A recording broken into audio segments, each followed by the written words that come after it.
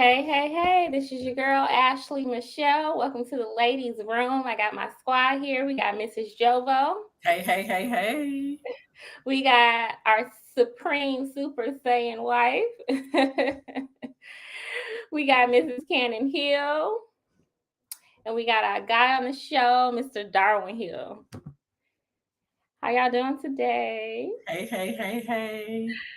All right, y'all. For those of you who don't know, this is the ladies' room. We come to you every Wednesday night around 7:30. We talk about everything, y'all. We talk about dating, love, relationships. We talk about marriage. We talk about, societal issues, mental health, all types of stuff. We get a little crazy up in here, but we have a lot of useful things to say as well. And we welcome you. All right, this is called the ladies' room, but it's for everybody, fellas and ladies. All right. And there'll be an opportunity for people to come onto the show a little later. All right. If you haven't done so already, go ahead, hit the like, comment, and share button. Make sure you share it so that everybody knows about the ladies' room. All right. This is our 40-second show, y'all. 40 seconds? Really? I Yes. love it. Yes. 40-second show. All right. And we want to continue to grow. All right. All right. So let's go ahead and jump into this first topic. All right. The first topic is regarding attachment styles. How do attachment styles affect relationships? All right. I'm going to hand this over to our therapist on the panel and let her explain what attachment styles are. And then we'll get into the question. And I know, Cannon, you have quite a bit of knowledge about attachment styles as well. So you can kind of teach us a little something too. But go ahead, Jovo. First, what are attachment styles? Can you talk to us about that? So, attachment styles are it's the way that you bond with other people. Okay. Like it's how you bond and develop connection with other people. Okay. Um, I know that there is, I think I talked about when I thought I was doing Clubhouse. That's a whole nother conversation. I think it was four that we talked about in our conversation. Yep. And the three big categories are secure, anxious, and avoidant. Okay. And so it's really, when you talk about attachment, you're really talking about how you bond with others, how you connect with others. How do you build bonds, and what were you, how you were socialized to build bonds, how you were raised to build bonds, and how your childhood, early life experiences, how they impact how you connect to other people. So those are attachment styles. I encourage everyone to know what your attachment style is, especially after what we're going to discuss tonight, how they impact relationships. Okay. So Mm-hmm. can you give a little bit of info about each of the styles? Supposedly secure is Yeah, is that the place you kind of want to be, or that's the place you want to, if because you might identify with someone who is avoidant or anxious, and that's where you're trying to get to, but you're growing into those characteristics and roles. You may not ever get there, but just by you understanding how you attach to people, and you're breaking down each behavior that falls under that avoidant, dismissive, or avoidant, or fearful, or anxious, you being able to identify these things in yourself and just systematically picking a couple of them at a time you can work on, that's a great thing. Okay. You're making progress with it. But you do want to move towards secure attachment style and find someone who is securely attached. And so, someone who does present with secure attachment styles, there's someone they can be anxious, they can be intimate without having a lot of anxiety in the relationship. They have a lot of confidence with the bond that they have with this person. They don't get too upset about just minor misunderstandings. They don't read into like minor arguments or misunderstandings. They feel open to affection, and they will give affection. Okay. This is a person who generally is secure in who they are, so therefore they can be secure in the relationship that they're in. They're able to confront people without being aggressive or passive aggressive. They're able to assert themselves, share with you how they feel, So this is what we talk about when we talk about, secure attachments. They accept qualities of people. They don't really put labels on people. They learn people's behavior and they accept others for who they are. And then they move with that person accordingly. Okay. And they're able to problem solve collectively with the other person. So they're not, when you're in a secure, when you practice in secure attachment, you're someone who's very confident in your ability to resolve conflict, to really connect with people, and you have empathy. You understand, you have a concept of what the other person might be thinking or feeling in certain situations that you're in with them. So that's what we want to move towards, is that secure attachment style. Right. Mm-hmm. So the opposite end of that spectrum would be like the fearful, avoidant person who's fearful of intimacy and they Mm-hmm. avoid deep relationships. That they avoid emotions altogether, and sometimes they tend to say things like, well, I don't feel anything. We all feel something, okay? But the avoidant attached person, they don't know how to really identify those emotions. Okay. Because they've been taught to avoid them. They've been taught, like, and it's so funny that we talking about this tonight, because I just did a class on this like not even 15 minutes ago. Emotions are like the alarm systems that we have on our cars and our homes. They let us know when something is going on. Imagine you invest money in an alarm system that does not indicate to you when someone is trying to enter your home or enter your vehicle. You're going to be pissed because people are trying to get in, they're trying to get your stuff, and it's not going off. And so when you're avoidant of how you feel about things, or when you're avoidant when it comes to emotions, you're literally turning off your alarm system for your body and your mind. Those emotions are there to let you know that something is going on and you need to address it. So when we talk about avoiding attachment, these people tend to not even want to go there when it comes to emotions. They focus on flaws. They almost idolize single life in a sense. And they tend to dismiss other people's feelings because, remember, they don't understand emotions at all. So they dismiss them when they come up, whether it's their emotions or the other person.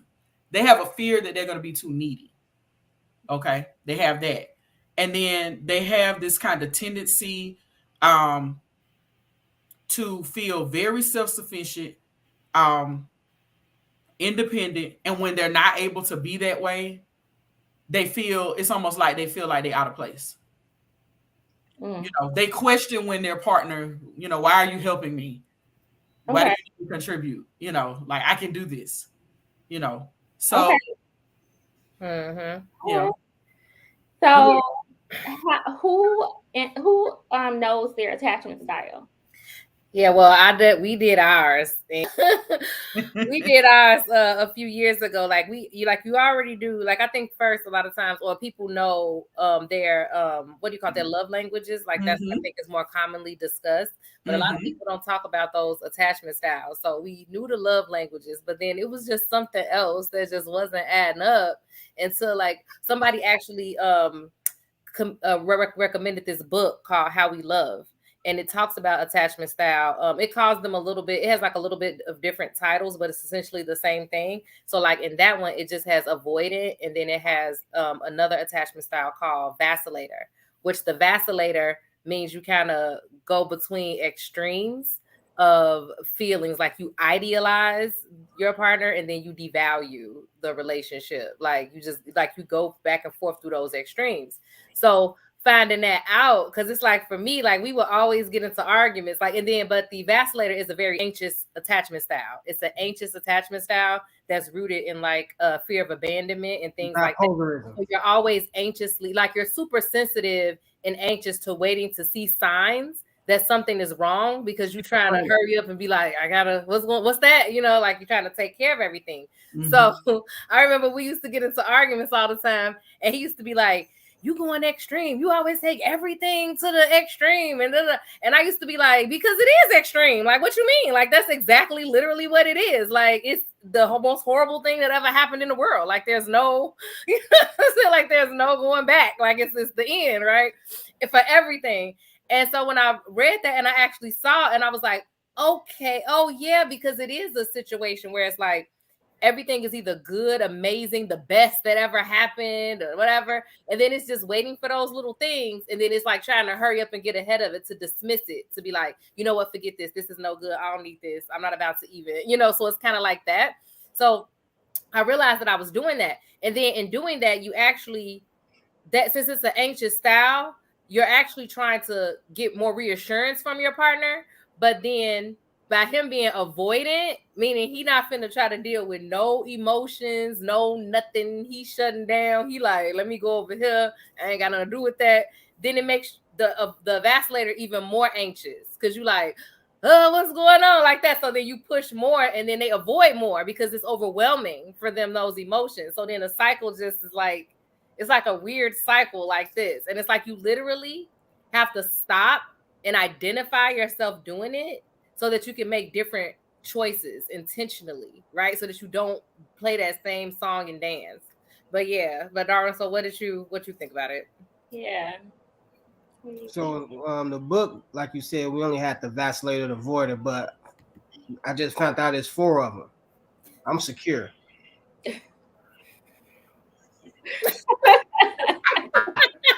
You what now? What you say, bro? You what? I'm secure. You secure? This coming from the guy who I don't feel anything about this. Exactly. I heard you say this several times. Exactly. Thank you. Call him out. See, that's the miscommunication between women and men. Like that. I'm listening. Sometimes I don't be feeling anything about certain things, and sometimes I just don't want to give certain things energy.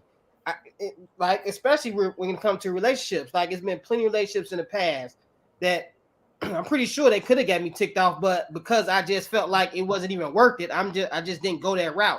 That doesn't mean I didn't feel anything or recognize I felt a certain way. It's just that if I was mad, I just didn't want to dive into it and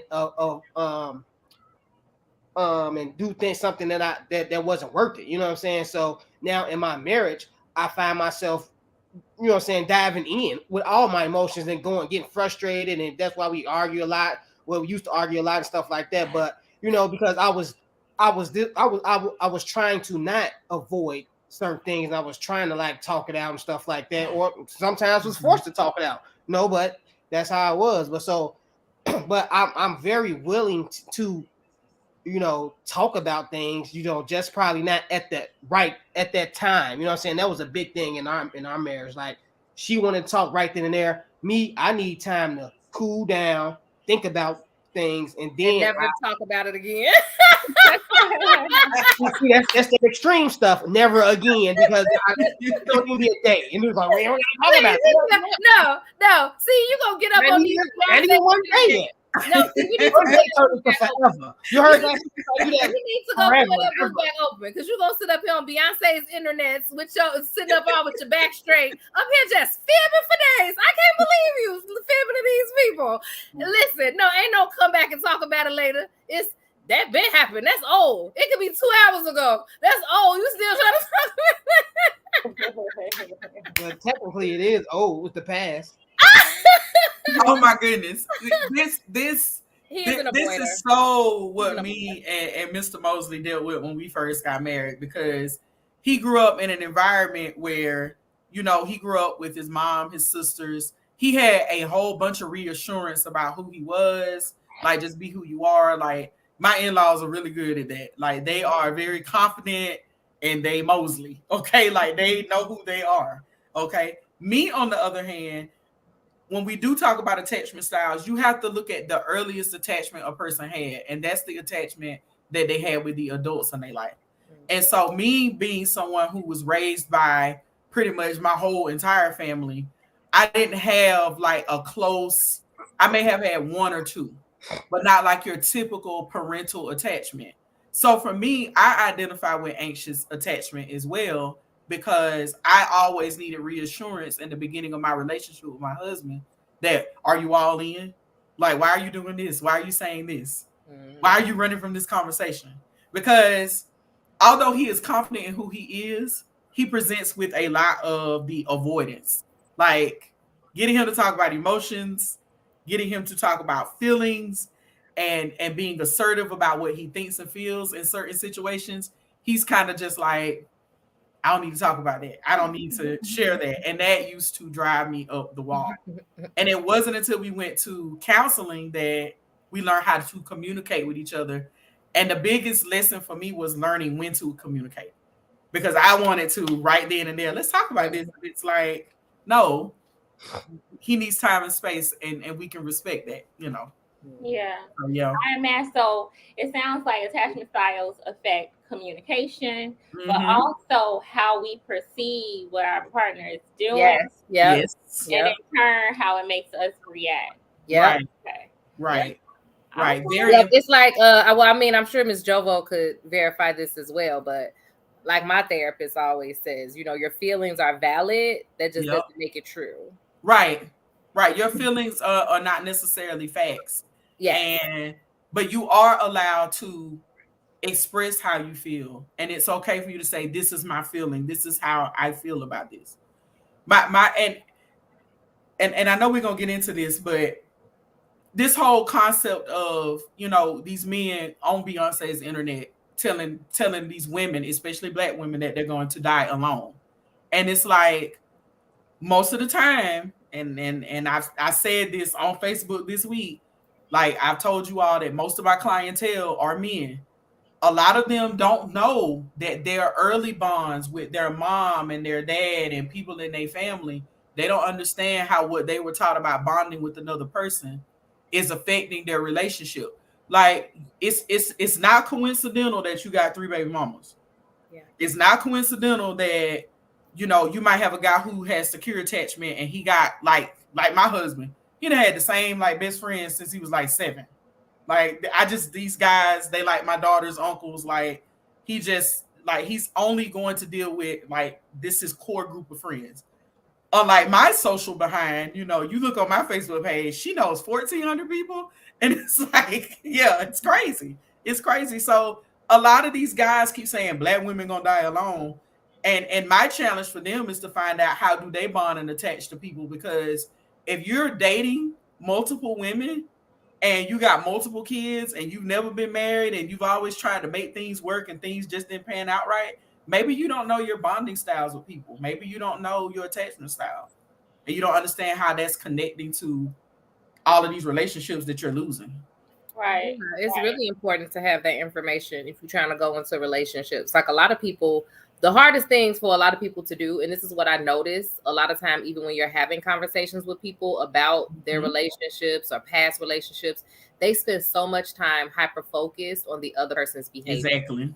Like it's always what the other person did. They did this to me. They acted like this. They said this. Why they do that? It's like they got all of this energy outward, focused on the other person, but they're not paying attention to their part in it. Whether it is just accepting the situation, whether it's, you know, like however they are engaging in it, they're not paying enough attention to their part. And so how do you really grow from relationship to relationship if you're never really paying attention to who you are in a relationship? You know who everybody else was. You just got them down packed. Right. You have no clue who you are in the relationship. Right.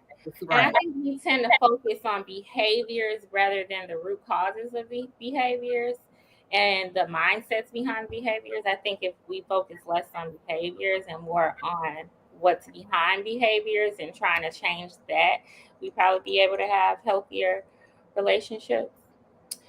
All right. I got Rush backstage. He wants to add on to this conversation, but before we add on, or before Rush speaks, I want to let Supreme Super Saiyan Wife speak, and then we'll have Rush. Hey, Rush.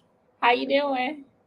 Yo, salute to the panel. Salute to you, Ashley. How y'all doing? Hey. Hey, Rush. What's up, man? I know Super Saiyan Wife got some stuff to put down for us. You know what I'm saying? She got some wisdom. So Supreme. Exactly. All right, so let's hear from you, and then Rush can chime on in. Go ahead. I think it's only fair to acknowledge that the only secure attachment you can have is to your covering, which is your husband. If your attachment is not to your husband, it's always going to be insecure. It's going to be anxious. It's going to be nothing of God. Oh my God. So just remember, if you want to be, stop. I'm trying to break character. If you want to be a Supreme Super Saiyan wife, secure to your husband and your husband alone. That is, but in real life, I'm not gonna do this with you. I'm not. in real life, I love what you said, Ms. Jovo. It felt like a mirror. Oh my gosh. I think um, to what you said, he has a lot of sisters and mothers that reassure, and he's the youngest, he's the baby boy. So of course, his shit smell like roses. What are you talking about? Oh my God.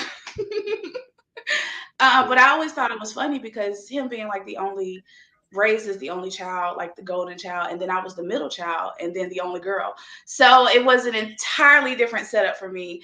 I grew up in a really big family. We share everything. So, my attachment style has always been just very open and everybody loves each other because why wouldn't we all love each other? And so I think I wouldn't even, I don't know if it would be secure. I think it would be a little bit of anxious too, because, always just being so open, that can make you a little uncomfortable. Sorry, I'm trying to do two things at once. But yeah, I think it's so important to recognize your attachment styles. Okay. We did a lot of, oh, sorry, my bad. I'm trying to listen to I got to that. listen to those attachment styles again. Shit. So here, I'll pull them up. So Thank you. Yeah. So Super Supreme saying why. Yes. So you said there's a little bit of like anxious behavior. I would think, because like I said, I was the only girl for a minute, or not for a minute. I was always the only girl sibling on my mom's side. So, exactly, there you go. Struggling communicating directly. I think as the only girl, you just kind of raise girls to be agreeable, and you don't speak up too much because obviously that's not ladylike. I got told very early, you don't have any tact. You just need to don't say that. So, to be fair, it is a little bit of, I think, secure and anxious, just, based off like what Miss Jovo said, our first connections, in our household. Okay. All right. Yeah. All right, Rush, you wanted to ask something? Oh yeah. If you come from a healthy family, you would have a secure sense of a healthy attachment towards other people you link up with. I mean, a lot of times people, that's married, they tend to have a secure that's married in a uh uh a good relationship within a marriage. They tend to be cool with uncles, nieces, cousins, and they tend to have a healthy relationship with other people other than their immediate family. I mean, so if you come from a decent family, then you'll be healthy and secure within how you attach with other people. I mean, Yeah. How Yeah. you attach? No, I was gonna ask Miss Jovo too, because I think Mhm. I think that sometimes we do have a misunderstanding with the attachment styles, right? We So it's do. like, even as Rush is saying, like if you have the two parents and all that other stuff. Yeah, I want to address that Go because ahead. I was gonna say Can I it take a happens crack at it? in marriages, right? Oh, Darwin. No, go ahead, Darwin. I'll let you go. Go ahead. I'm pretty sure I'm not gonna be on point. So that's why I want to take a crack at it before you lay that Sure. on out.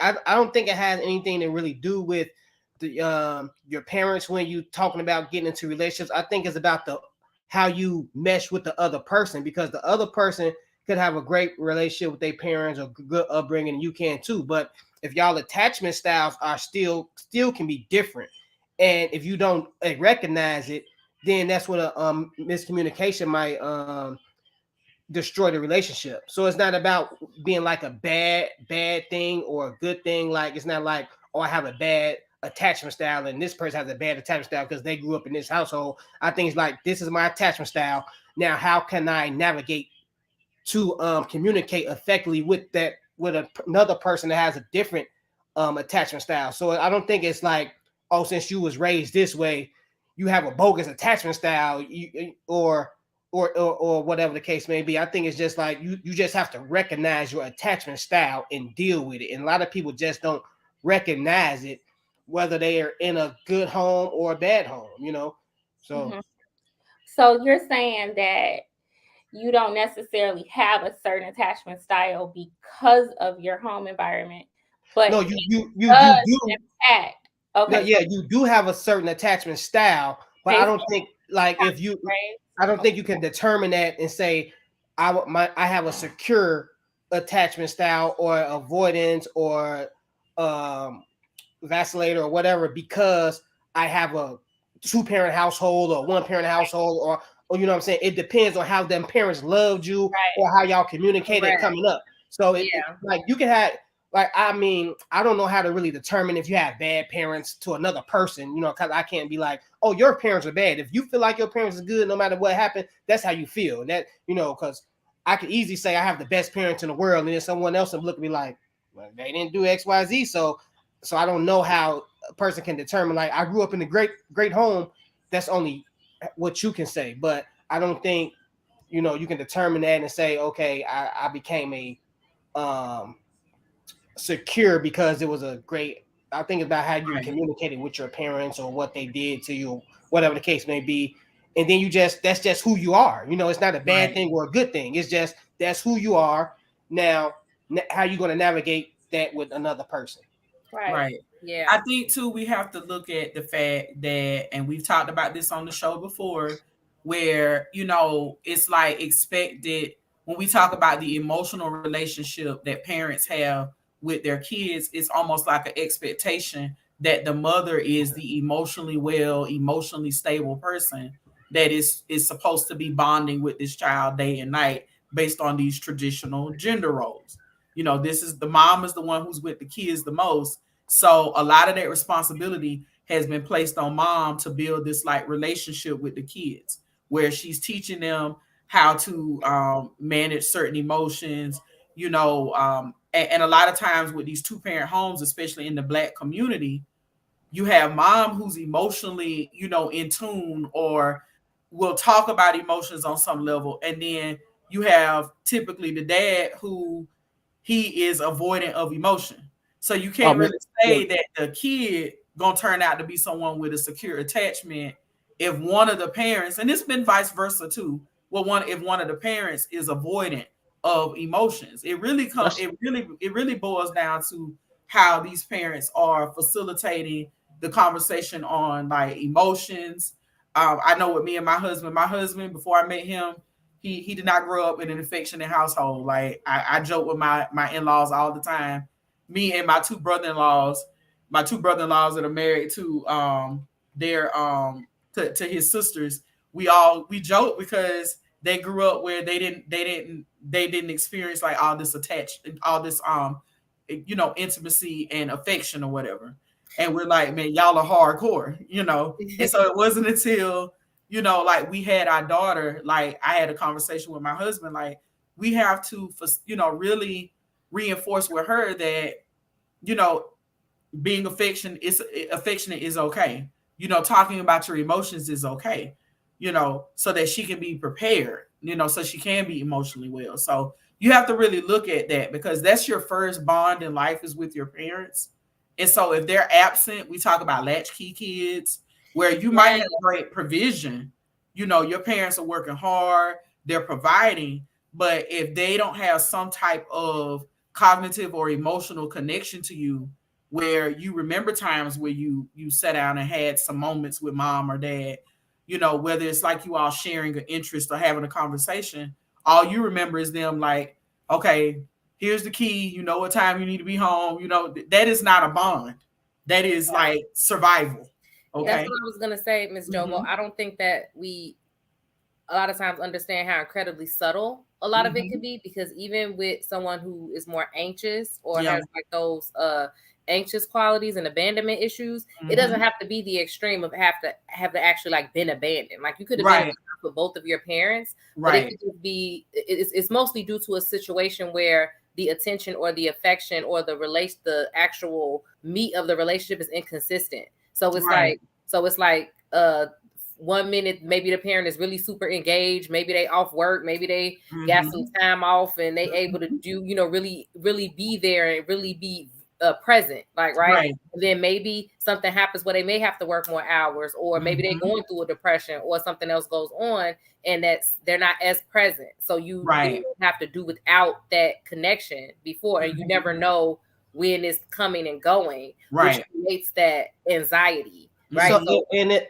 we don't understand a lot of times how subtle it doesn't necessarily have to mean we had bad parents. It don't mean Right. they've known us, and it don't mean all of that. It's just more subtle things. And then we do have to understand that the way we grow up, we're gonna take, and the way we have managed relationships all the way up to this point, we're gonna take it into our romantic relationships. Right. We're going to, you know.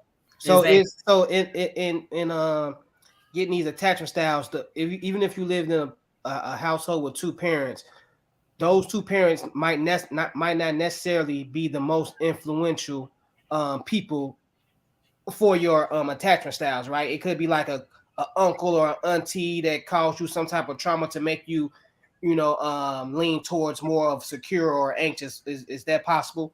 Or Absolutely. I think that our life experiences, I tell people all the time, life history, lifestyle factors. And life history is not necessarily maybe things that happen to you, but just things that happened around you. Like if you grew up in a family where maybe your mom and dad were present and they were there, but then you have like, your family has been through traumatic experiences. Think about, individuals that experienced Hurricane Katrina. That was a very traumatic experience. You had a lot of kids who were, and I cannot name the name of this book in this documentary, but a lot of these children developed anxiety because of this storm, this hurricane, because it was one day we're going to school and we're preparing for a storm. The next day our house is gone, my belongings are gone.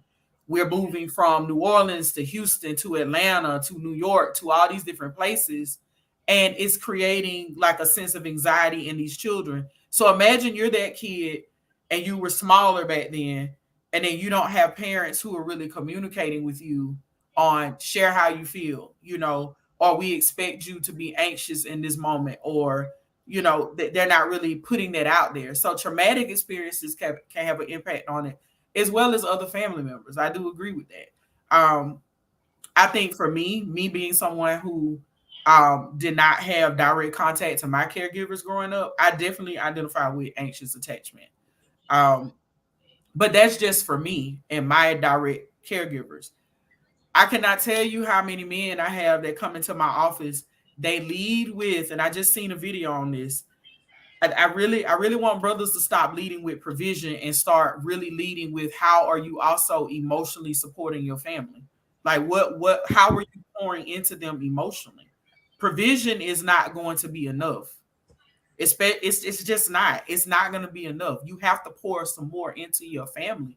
I have I mean, I think when you look at the old school tradition of gender roles, you can expect a dude to have a sense of uh being like sensitive to a situation. I mean, the male is there to provide guidance and give words of encouragement and being a great influence in the life in that child's life. But the mother, like, in a traditional role, a gender role, a mother is supposed to be the one that's able to deal with the more sensitive and emotional part of the child's life. And I mean, that's where the balance comes in.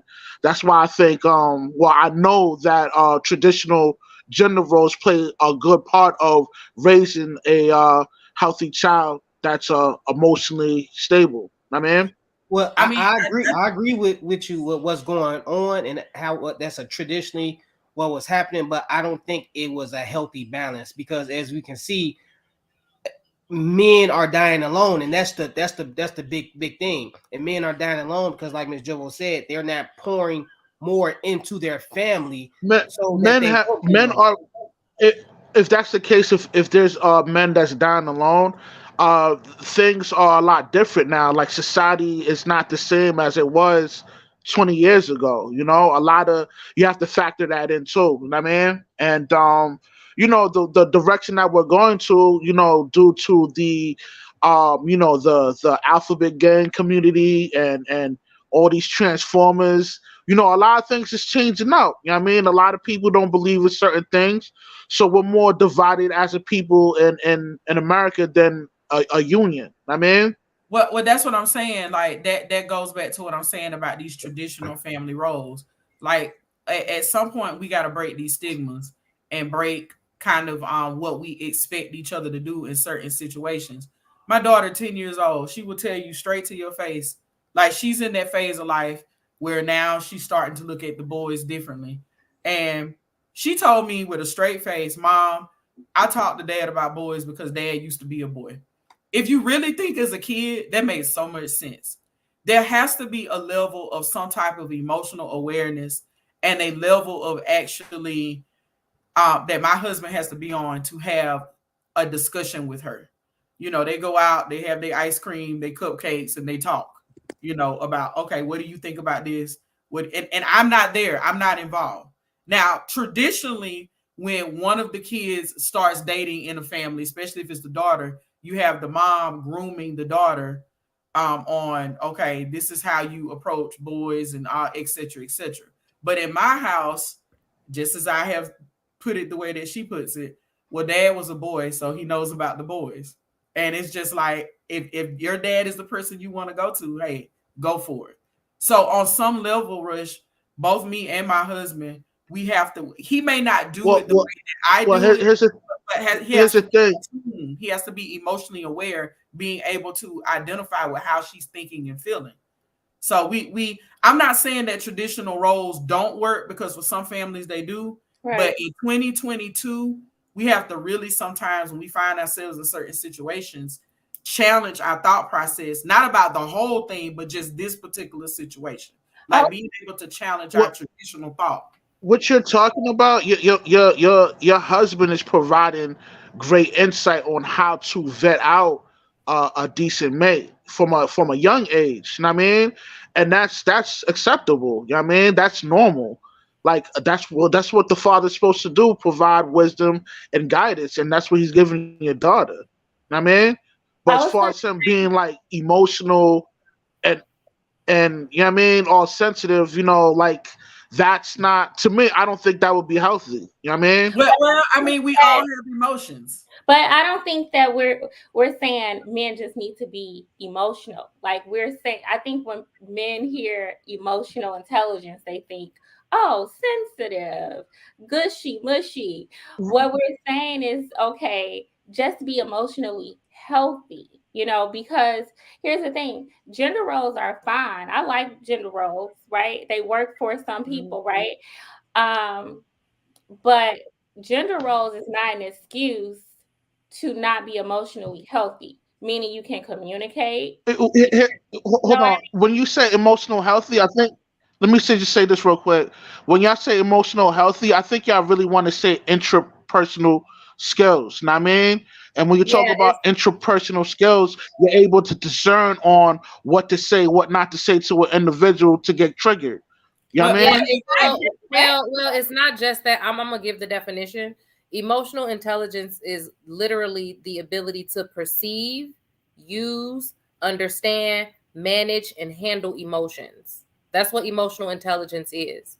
And so the thing is, if you're not tuned and you're not emotionally intelligent for yourself, right? That means you're probably not as in tune with what your emotions are. You aren't as in tune with the emotions of your family, how your children are feeling, how your wife is feeling. That's what Miss Jovo was saying. And I think to Darwin's point, and he can elaborate more on it, I think what he was kind of trying to say is that even though, yeah, you can say like, oh, this is new and all this other stuff, what isn't new is that you do see men who have traditionally caused a lot of damage in their homes by not being emotionally intelligent, which has fractured relationships later in life. So as they get older, because so much of that responsibility was put on the mom may be taken care of or may get that, continue to have that relationship and things like with the children and stuff like that. But a lot of times the dad can end up being estranged because he spent so much time on those just basic, like, oh, I provided, I protected, I don't got to do all that other stuff. and he didn't put enough energy into those actual relationships with the kids, And you right? actually see a lot of men getting mad because when the kids get older, all the kids do is come to dad for money, or when things go bad, can you help me out? And they always say, oh, they resent the mother a lot because whether they still together, whether they're not together, because the kid to go to the mother for those nurturing moments and for that nurturing advice, because as when we growing up, like, men don't deal with that. So if you wasn't dealing with it when they was kids, they not gonna feel comfortable dealing with it when they become adults. And so their relationship with their mother will get stronger because they're still dealing with them. And the father and the relationship with their father will get weaker and more distant. Because they'll only go to father for what they was going to father for. Father's provider. So, hey, pops, I need this bill paid. Can you help me out? And then the father start feeling like he's being used for money, but that's what men are that's their thing. You know what I'm saying? I provide, I discipline, you know what I'm saying? But And that's not the role. That's not just the role for the father. The father's I there agree to with that. provide. Hold on. The father's there to provide guidance and give words of encouragement and to be a great influence to that child's life. Know what I Right, but mean, even like when Miss like Jovo, how old is this boy to Miss it's a Jovo? big difference when a dude's just paying for things and when the guy's involved with the child's life. It's totally two different things. Know what I I mean. agree with you We there, Rush. agree. And that's what we saying. I think piggybacking on what Cannon was also saying about emotional health and emotional intelligence, you also have to be able to know how to be aware of your emotions and not allow yourself to stuff them or become avoidant, because I think there are some men out there who they think that they don't feel, but you've systematically either taught yourself or you have been taught how to avoid discussing your emotions. And there's nothing wrong with a male sharing how they feel. I am really big on, I think at least twice out of the evening, I ask my husband how his day was, what happened at work, how was work. And he might give me those blanket statements like, well, it was work or blah, blah, blah, blah. But eventually he going to tell me about something he witnessed throughout his day, something he saw, especially when you got law enforcement officers and their interaction with our men on the street. It's really important that we start just asking each other in general, how was your day? How do you feel? Emotional awareness, the ability to develop emotional intelligence, but actually using the skills of emotional intelligence, learning how to cope, learning healthy ways to cope. That's the biggest thing. So, Rush, I think we kind of on the same page, because when you talk about, discernment and wisdom, I totally, because I see it in my own home, I totally agree with what you're saying. I think also too, what I'm saying, in addition to that role, men have to start really being aware of how they feel, and I think everyone in the home making your home a safe space to where you can discuss how you feel is important. Especially, I understand what you're saying, but the male role of leadership has to be um uh it has to be for his family have to believe in him and respect him. Now, if he's crying about certain things, he can't you guys will question his ability to protect and provide. So therefore, it's mandatory for the guy to remain stoic within that relationship within the family, or he'll be looked at as a weak man.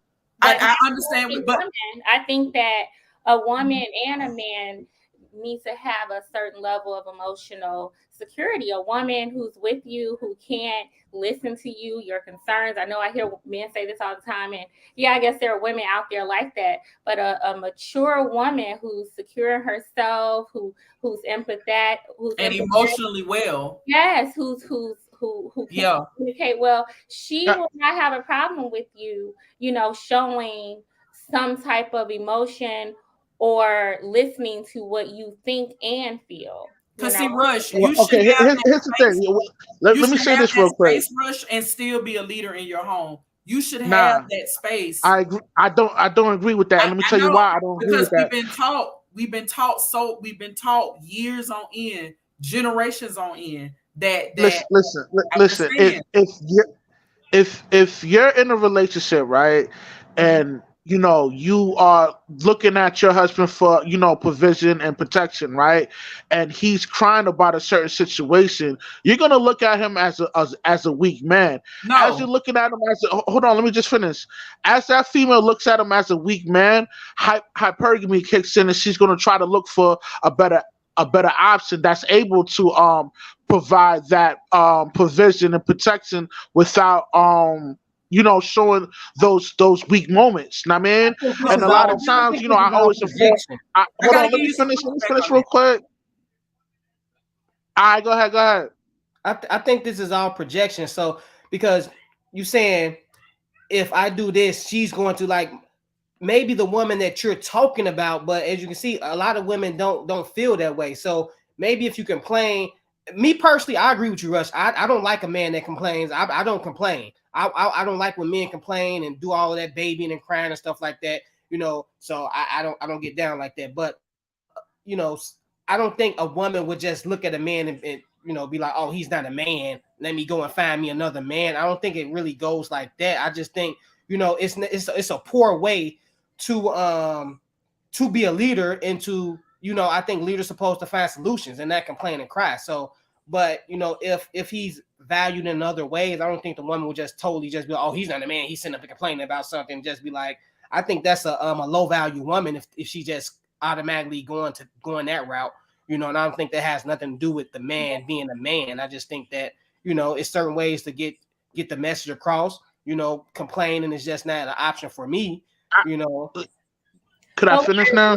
yeah. why are we equating just an emotional intelligence with crying and complaining? Like that's not emotional intelligence. Like that's the opposite of Exactly. it. You know Yeah. what I mean? Like if you're gonna go through things in life and you need to have healthy solutions dealing with them. So that's emotional intelligence. That's what we're talking about. We're not talking about just pouring out your heart and your feelings every day, crying. That's not, Exactly. you know, Emotional intelligence is just like being in But tune. but, but when you guys say open up, that's what opening up is. You know what I mean? No, it's Like not. Why expressing you always got expressing to those crying and types stuff when you of But open Rush, feelings. Know what I Rush, mean? That's what. Rush. Hold on, yo. Let me Yeah, I'm gonna let you yo. finish. Let me finish, yo. go ahead. Yeah, like my bad, y'all. I just want to say this real quick. Um, like yo, listen, man. Like a dude needs to have a decent support system with other males that can understand his situation. Not everything that goes on in your life that you can share with your wife, or she gonna look at you as a weak ass nigga. You know what I'm saying? But it That's would the be advice. different You know what I mean? I but think dudes need to hold on to. yeah. You're But the problem is that men aren't even communicating with each other about those things. It's just being avoided totally until things happen that it boils over where they're deleting themselves or doing things to other people Or because they becoming addicted to drugs and alcohol. what yes, and if they it use goes to that point, substances then to that try then to that dude derives from an unhealthy family. You know what I'm saying? If no, he's it's not handling a about being situation like that. from an unhealthy family. The thing that's being encouraged is that you should be able to express your emotion. That does not mean crying and whining. Expressing your emotion can be something as simple That's as, a part of you know expressing. what, this That's a thing part the of other day. expression. Hold on, wait a minute. Crying and whining. No, that is a part, but that's not the only part. That's not the only part. There's so many other emotions that can be expressed other than crying and whining. Like what I'm Well, saying is let me that ask you a question. yeah. Let me ask you a question. If Darn were to lose his job right now, right, and Uh-huh. he has a hard time finding another job, and he's like just showing signs of not be able to bounce back from his situation, losing his job, aren't you going to look at him kind of differently? How No. would I So look what? at him Why? differently because he going through Why? something See, difficult? so Rush, let me just say this. Rush, I know why that mindset. That is something that, and I'm not even gonna That's say projection. well, not even that. It's learned It's behavior. not projection. No, no, What are you no, talking about? no, Rush. This It's has nothing to do with me. no. What I'm saying, Rush. What I'm saying is the idea that you're presenting, that belief and that core belief and idea that you're holding on to. That is something that we've all been taught, and unfortunately, both men and women have contributed to a lot of men thinking the way that you do. Because if you are a man, and traditionally men, be working on yourself, I can tell you that traditionally there has not been a lot of safe spaces for men to express their emotions. But now there is a lot of push for emotional wellness in men. It's important. It's imperative that we're all emotionally well. So But as a man, you're supposed to be able to handle the pressure. You know what I but mean? You can't crack under As pressure. a You know what I'm human, saying? as a human, you will crack under pressure. It's how you manage the pressure rush. It's how you cope with things when they happen to you. Like a man to me is someone who can acknowledge what he's experiencing. He can cry or not cry. He can actually be assertive and acknowledge that, hey, right now I'm having a hard time with X, Y, or Z. He could say, "This is You frustrating should me. have that space. I'm frustrated. I'm Right. upset. I don't like it." Like, you can And talk he is about someone who is going to go find some effective coping skills to deal with what he has going on. And when you have coping skills, and I cannot say this enough, when you have coping skills, when you practice learning how to cope with things as they come in life and live life on life's terms and not live in a space of perfectionism, but you live in a space of progressive and a space of just being the best version of yourself, you're going to be successful. You're still going to be seen as a leader. You're still going to be seen as a successful guy. That does not, our experiences don't define us, Russ. I mean, if you were to hear my life story, you would probably be like, dang, how Miss Jovo stayed married for so long? I had to learn how to be a wife. And I can tell you from personal experience, it had nothing to do with me coming from or not coming from a two-parent home. If you want to learn how to be effective in the experiences, the situations that you are dealing with in life, you go out there and you get the knowledge, the wisdom, and you get into the space where you can get those tools. I don't want you to think that men don't have that green light to be able to express when they're going through a difficult time, because they do. Like, you are human just like I'm a human. I know the expectations can be very real, but a lot of that has to do with, again, these roles and the way that we've been socialized to look at men and women. There's nothing wrong. There's nothing wrong with the traditional gender roles. No, it's nothing wrong. I'm not saying that it's wrong. I'm just saying that through those roles, we have been taught that men are supposed to be this way and women are supposed to be this way. But what I do know about both men and women, we both experience emotions, and it's up to both. Well, if you have a strong family setting, not just your immediate family, but extension of family, like aunts, uncles, or whatever, that having that sense of security around you would give you the ability to have a healthy emotional attachment. Like, yo, I'm a cultured brother, so I lived in many different countries. I lived in many different states, so I'm well rounded on how the immediate family and the extended family plays a pivotal role for you to have a healthy emotional attachment. You know what I mean? And if you have a strong setting like that within your family, you're gonna be good. Like the old saying, like, yo, it takes a village to raise a child. You know what I mean? And they say that for a reason. But I think we would agree with you. That's in line with what we're saying. We're saying we can't just put that off on the woman, because she's the woman. I think that that's why you have family. You know what I mean? A real family. But this is the thing. We see when a man does not deal with his emotions correctly, what happens in these outbursts. These are mostly coming from men. So there is a problem with how men are dealing with their emotions. This proof is out here. All of these men that's not dealing with rejection well. That's the emotion that they don't know how to deal with. Depression and sadness. They're taking out the whole families and stuff like that. This is an uprise that's happening. That's not the majority, man. Majority of men don't move it's like more that. than what women are doing. So when we talking about men and women, I think when we talking like that, we have to look at the rates that what the men are doing, and just because they're not killing, they're more abusive domestically. There's women out there killing their own children. But it's not a competition. It's not at the rate as men. We're just I think everybody needs to have an emotional intelligence Yeah, and developing Absolutely. skills. And it's obvious that people are not developing them. And it's not about men or women. It's both. Like, yeah. here's the thing. If we focus only on women and, you know, how they are dealing with their emotions and how they're communicating and how they're forgiving and apologizing, trusting, we only focus on women. Okay, you'll have a woman in the household who's providing these things, but there will still be some damages if the father is not that way. One of my coworkers, my partner, he talks about his family, and he got so much from both of his parents, but his relationship with his father was struggling because he, as he always says, he's a Hispanic alpha. Like, he got certain things from his mom and he couldn't get certain things from his dad, and that impacted him, you know. So you can be a provider and a protector, but I don't see anybody as being a protector if they don't have a certain level of emotional intelligence. Like, And vulnerability.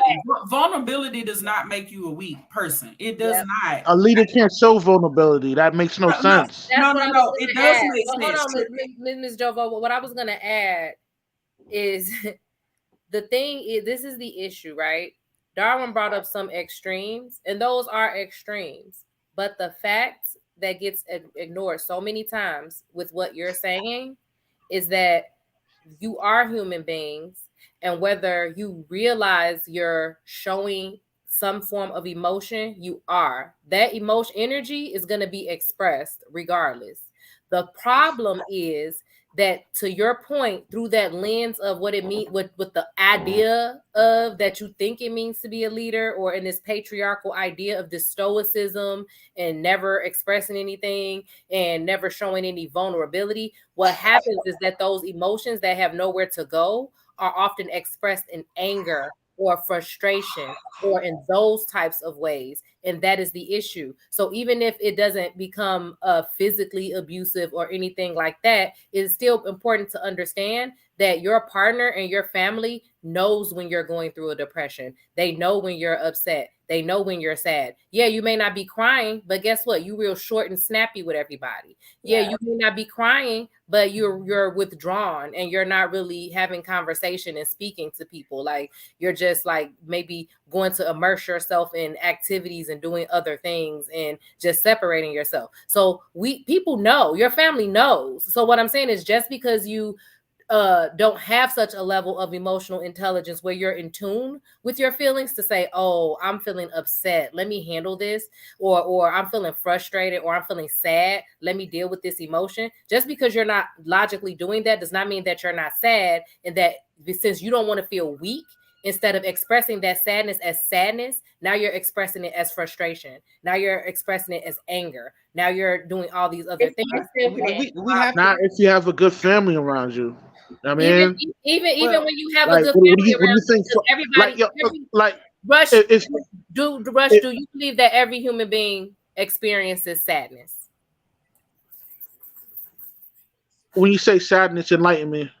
Like, do you if you think that lost every someone, human being or experiences someone close to sadness? you passed, emotional sadness. Sadness, being sad, something makes you sad. I mean, how do you deal with it? I mean, you politic No, with she your said, do people. you think everybody experiences it? Experiences that as that. Well, not everybody as a not human everybody loses you know, a relative like that. Some people parents live for a long time. So you're saying that's that not the you think that majority of there people. are. So what you're saying is, you think that there are some people who have never experienced sadness. Well, no, that's not what I'm saying. I'm saying you're talking about losing a parent. So if somebody loses a that was my parent, yeah, That was example. an Losing example. So someone. that was just, It's just, do you think yeah. everybody I mean, experiences of sadness? course, people, you know, deal with those kind of. So it's a part of your emotions that you have to deal with yourself. You know what I mean? Like, you can't expect somebody from the outside to help you deal with that kind of you know, grief. You got to be able to figure out on how to deal with that. I mean, I got a question. So you were saying that you won't experience certain things if you have a good family or a good village. But how do you create a village when you don't have certain skills like identifying emotions, talking about them, managing them, controlling them. Communicating. You learn those fundamental things from family. You know what I mean? Like, Only let's if not they hold have on. Let me just say this real quick. You only if can't they have dismiss the you skills. can't dismiss the fact that having a family plays a imperative role to your character. You know what I'm saying? Know that, Yeah. but that's Yeah, why your family is the ones who will be jacking you up. Exactly. That's coming from an unhealthy family. I'm talking about coming from a But how are healthy you healthy? family, a healthy, How are loving you family. But how are you healthy when you can't do what we're talking about and you're the leader of the family? That's not healthy. That's what we're saying. Like, how can a man create a healthy family or a healthy? Listen. If a dude's going through a situation, he should be able to have the ability to call up either his father, his uncles, or close friends that he grew up with Maybe, to share those things. You maybe can't talk about talking about. you can't talk about everything about your wife. I know this because That's I not what we're do. suggesting. But we're not saying that. I'm not suggesting. Okay. I'm not suggesting that at all. I think what you're providing is really good advice. A man needs a village to express his emotions, and I think what Rush is saying is his preference or would be for him to have a male village to express his emotions. Yeah. Too. And I Rush, whether it's a male village or the immediate family, I just want black men to understand that how you feel, what you feel matters. We as a community have to start creating safe spaces for all of us to express our emotions. Rush, I get what you're saying because I do have a big extended family and I have a whole bunch of uncles who are just pretty much there for each other. So I get what you're saying. What I'm saying is that period, point blank, you need to be able to express what you're experiencing and how you feel at minimum to someone. Because I agree. I agree with you on that. Yeah. I mean, we but don't say that with your wife or your girl because she's gonna look at you as a weak ass nigga. That's fact. Well, not no. I can tell you in the 20-something years. Yeah, we're not gonna come. We're not gonna come to an agreement with that. But I mean, well, let me ask this question because I have never seen him there. Because we have to learn how to deal with the things that we say is who we are. Because when you said that if I couldn't find a job, my wife would whatever leave or something like that. Then I said that's projection. No, I ain't say she'll leave off rep, but she will look at you weak as a weak. So yeah, then I said that's projection. You said it has nothing to do with not me. projection. What you said has everything to do with your outlook on the situation, and your outlook on the situation is because of what you went through in your past experiences to bring you to that conclusion, right? So what you said has everything to do with you, nobody else on this panel. No, it's just common sense. Let me explain to you why it's common sense. Let me say this real quick. Hold on. Let me say this real quick. I have a lot of successful friends. They're married. A lot of things that they speak to me about, they're not going to talk to their wives about it. They confide me with certain information because they don't feel comfortable sharing this information. They don't know that I know what they fear is hypergamy. You know what I mean? And hypergamy is a real thing. Rush, can I ask you this? Let me ask him this. So I agree with you. That is a real thing. So your that they can hear that. Are your friends, do your friends' wives, are they doing something to cause their husbands feel that way? Or could it possibly be that the husbands feel like they will appear to be weak? Or have the wives Nah, you're not gonna understand because you know you're just not gonna get it. Know what I mean? And it's not meant for you to get anyway. Know what I mean? It is what it is. That we're not getting it. We're just sharing a different perspective.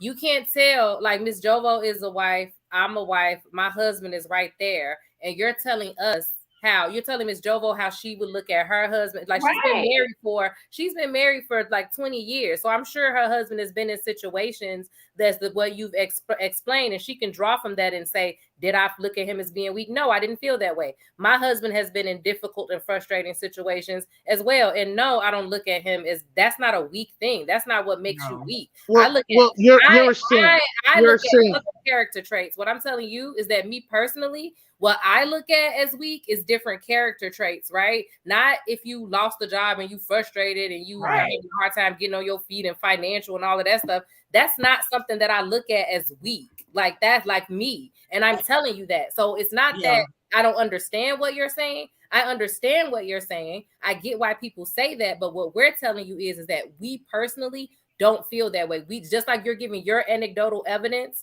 for how your friends feel, we're giving our anecdotal evidence for how we look at it. Like you even asked. I knew a girl who father lost his job, and because so much pressure was on him, and because he thought like that way, he committed suicide because instead of going home telling his wife that he lost his job.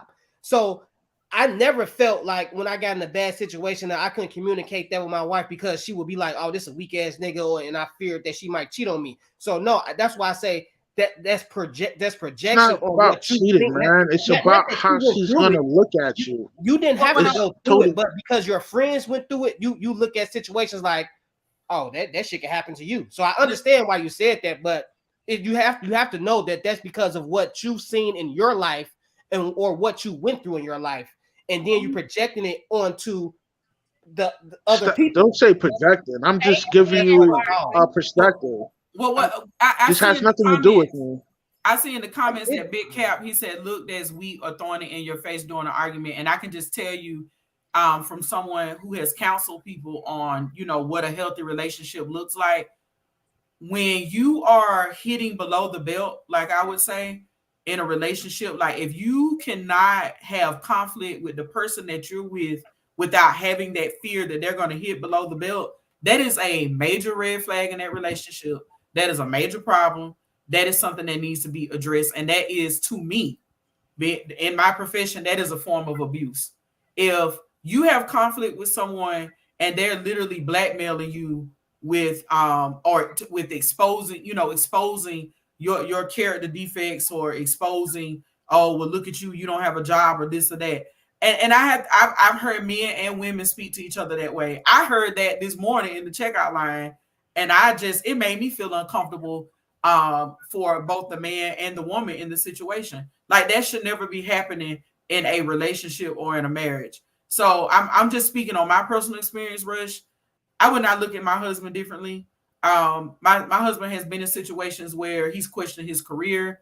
We've both been in situations where we didn't have what we had, but what I do love about the both of us and our relationship is our ability to just be transparent with each other and understand that is not something that I'm going to bring up in a circle of people, or bring up even in an argument between me and him that, oh, well, I remember when you didn't have nothing. Like, no, that's not what we're about. And I think that people that do that is unhealthy, that is borderline abusive, and you need to stop saying that like yesterday.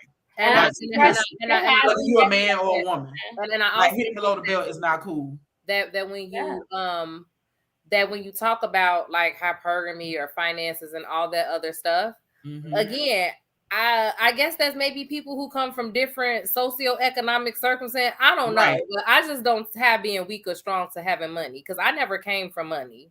So I'm able to provide for myself and my family well at this moment. But guess what? I'm always keenly aware that anything can happen at any moment. You could get sick, like anything can happen. Like that's life. Like I don't gauge someone's weakness or strength on their earning potential. Like that's not what I personally do, because some of the strongest people that I ever knew in my life didn't have a lot of money. So I definitely wouldn't be with them, because I correlate that to being weak or strong. Like I didn't grow up in some wealthy environment or whatever. Like I grew up around people who did not have a lot, who made do with what they had. And that's what I saw as strength, the strength to be able to persevere and overcome and, deal with obstacles and difficulties, not because you're not earning a certain amount of money or because you lost a job. Now that makes you like jobs don't make people weak or strong like that.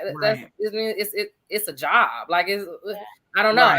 I just don't look at it like that. Like a lot of people do tie people's worth, I guess, or I think that's a problem, and that's a problem in this social media age, where people are time people's worth to their net worth or how much money they have and things like that. That don't make you a good person, or that don't make you smart. That don't make you none of those things. Like some people who are smart can find a way to earn money from being smart. But guess what? Just because you have money doesn't mean you're smart. It's a lot of dumb people out here who just have money. They either inherited it, or any or got some stupid talent that got them a whole bunch of money. Like that don't say nothing to your character. So you just talking about different types of people. So if people are that superficial where they literally tie someone's earning to their worth as a person, or their weakness or their strength, then that's how they look at it. But everybody don't look at it that way. That's how most women view men. I mean, they expect hold on. Let me just say this: there's an expectation for a man to perform.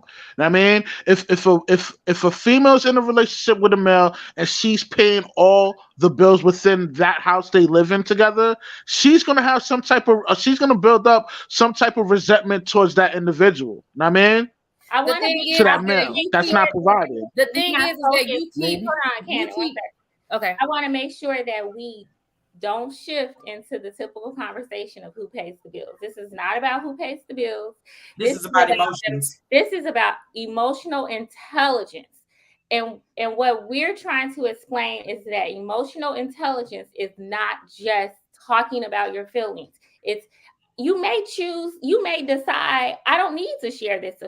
Read the definition again. So for instance, like a part of emotional intelligence is saying, you know what, I feel this, that, and other, but it's not necessary or not something that I should even communicate. It's not just about whining and complaining. Emotional intelligence and maturity is, you know what, I'm secure enough. I can look at emotions. I can identify them in myself and other people. I can talk about them and communicate with them, but I can deal with them. I can cope with them, and I can decide if it's even something that I need to discuss. So, like, I think men a lot of times just think, okay, when you hear emotional intelligence, it's just crying, whining, and complaining. That's not what we're saying. We're just saying be a healthy individual. That's why I brought up that example of the guy committing suicide, because rarely do you see women losing their jobs and committing suicide because they don't have that stress on their shoulders to have to provide. That they don't tie their value into money like that. So when men do that, they do put that stress on their back, and most of the time it's because it's society pressures, and so they put that stress on their back, and then when they do lose their job, that's when the emotional intelligence is going to kick in. How are you going to react? Are you going to go out and lash out on your woman? Are you going to go out and start drinking yourself? Are you going to hide it and struggle trying to find another job? Are you know what I'm saying? Like, how are you going to deal with it? It's not just going home crying. As a man within leadership, a dude is going to deal with immense amount of pressure in his life. You know what I mean? That's just a part of life of being a man. Like, we have more responsibility, and there's more expectation for a man to perform than a female. It is what it is. Like, I can't change that. And most dudes is not going to talk to a female about this. You can't change that. Like, I'm saying to you guys right now, a dude's not going to take the time to tell you this because he knows it's irrelevant to speak about this. You know what I mean? But I like you guys. You guys got a dope podcast, so this creates great dialogue, and I'm talking about this. Know what I mean? Right. I mean, but you're proving the point that we are talking about it. Like, me being a female therapist, with the majority of my clients being Black men, I can tell you that them being able to have safe spaces to communicate this pressure, to communicate this stress, that has been one of their big issues. But what I've taught some of my clients is it that you don't have a safe space, or is it that your expectation or in your mind you just think or assume that you don't have a safe space? Because and I see you, Big Cap, in the conversation. I'm gonna type it in a minute on what you missed, but what I'm saying to you is that it's people. I say this every week on the show. Teaching people how to manage realistic expectations is so important, and I do a lot of that, teaching boundary setting and teaching emotional intelligence in sessions majority of the time with men. I think that on a lot of levels, that with this society, with society, with what we've all been taught, yes, traditionally you all don't have a safe space when it comes to sharing these concerns with women. What I'm saying is, I just want you to be aware of how you feel, be open to you having some self-awareness, you understanding what you're experiencing, and then coping effectively and accordingly. That's what I'm saying. The other part of this I want to address as well is that not the majority of our women think this way. If I thought the way, Rush, that you're saying that the majority of women think, I don't think a lot of us will be married. Um, I think when I think back on how I view my husband, it has little to do with provision, and it has a lot to do with just him being able to provide leadership, not just in providing for us, but just him being able to take initiative when it comes to our daughter, him being able to where he's come in terms of his progress with communicating how he feels, and us just being able to dialogue as a family. Like, that's what I see when I see him. Money, homes, clothes, jewelry, these things are temporary. And we invest so much time in temporary-ish, and then we wonder why we don't get eternal happiness, because we keep investing our happiness in stuff that's temporary. And so what I love about my marriage is that time and value is what we prioritize, how we see each other and the time we spend together. Because we know at any given time, especially when we first got married, we didn't have nothing because we were college students. Started from the bottom and we here. That's a true song. Like, I get that. Okay. Our value is not tied to that. Our experience as man and wife is not tied to that. It is tied through not just us getting to where we are now, but it's tied to our connection that we have with each other, going through life experiences with each other. And so that's what I was saying, Big Cap, that if you are in a relationship where a female or anyone keeps throwing up in your face where you have fault or defects, and they keep throwing that up in an argument, that is abusive behavior. Nobody should be speaking to you like that. Yeah. Like, nobody should be hitting below the belt.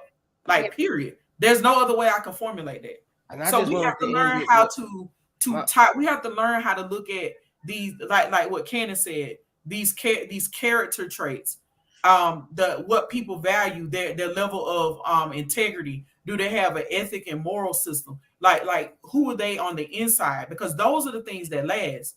The money, the cars, the clothes, the homes. I've seen people have those. I've seen it go. I grew up with nothing, so it ain't nothing for me to get that. Like, that's not what I tie my value to. So that's why it's so important to not only know attachment styles and relationships, but also know what each other values and what's important to your mate. And that's why I wanted to end. I just want to say this, and I'm done with the conversation. Yes, society does have rules and put people in boxes, and that's something that probably never change. But with you and your partner, you can have your own rules and you can have your own boundaries. So just because society says one thing, that does not mean you have to adopt that into your relationship. Me and my wife does not have gender roles. We ask each other, what do we expect of each other? Not what is a man supposed to do, what a woman supposed to do. What do you want me to do? And what do I want you to do? And I think that's how everyone should go into their relationships. And I think a lot of pressures will be off, because now you know what you need to do, not just because a society says you're a man, this is what you need to do. Because just because society says something, that does not mean a man is capable of doing that. And sometimes it might be the woman that's capable of doing the things that society says. So you have to, navigate through your relationship how you need to navigate through it, and stop letting society dictate on how you need to move, because that's when the pressures will start kicking in. And when you don't feel like you can do what society says you have to do, which is stupid, because you should only be worried about your mate and your family and how things operate in your household. And I think if you do that, then a lot of the pressures won't be as big, and you know what I'm saying, and you'll start going outside the box. And like you said, Rush, you start opening up doors to have these conversations, because now I'm a man. I don't have to just do XYZ. I can talk about this. I can talk to my 9-year-old daughter about sex. And typically, traditionally, men would never even talk about that, because traditionally it seems like we're giving our daughter the okay to have sex when we open that door of talking. So it's a lot of things that I'm not saying it's wrong or right, but I think a lot of things do make unnecessary problems in relationships and in life, and I think gender roles and how men handle their emotions or don't handle their emotions is one of them. All right, y'all. We're going to go ahead and close out on this topic. All right. For those of you who just tuned in, welcome to the Ladies Room. We come to you every Wednesday night around 7:30 p.m. Central, and we talk about everything. Tonight, we're talking about attachment styles. If you have anything to say about attachment styles, please go ahead and put it in the comment section. All right.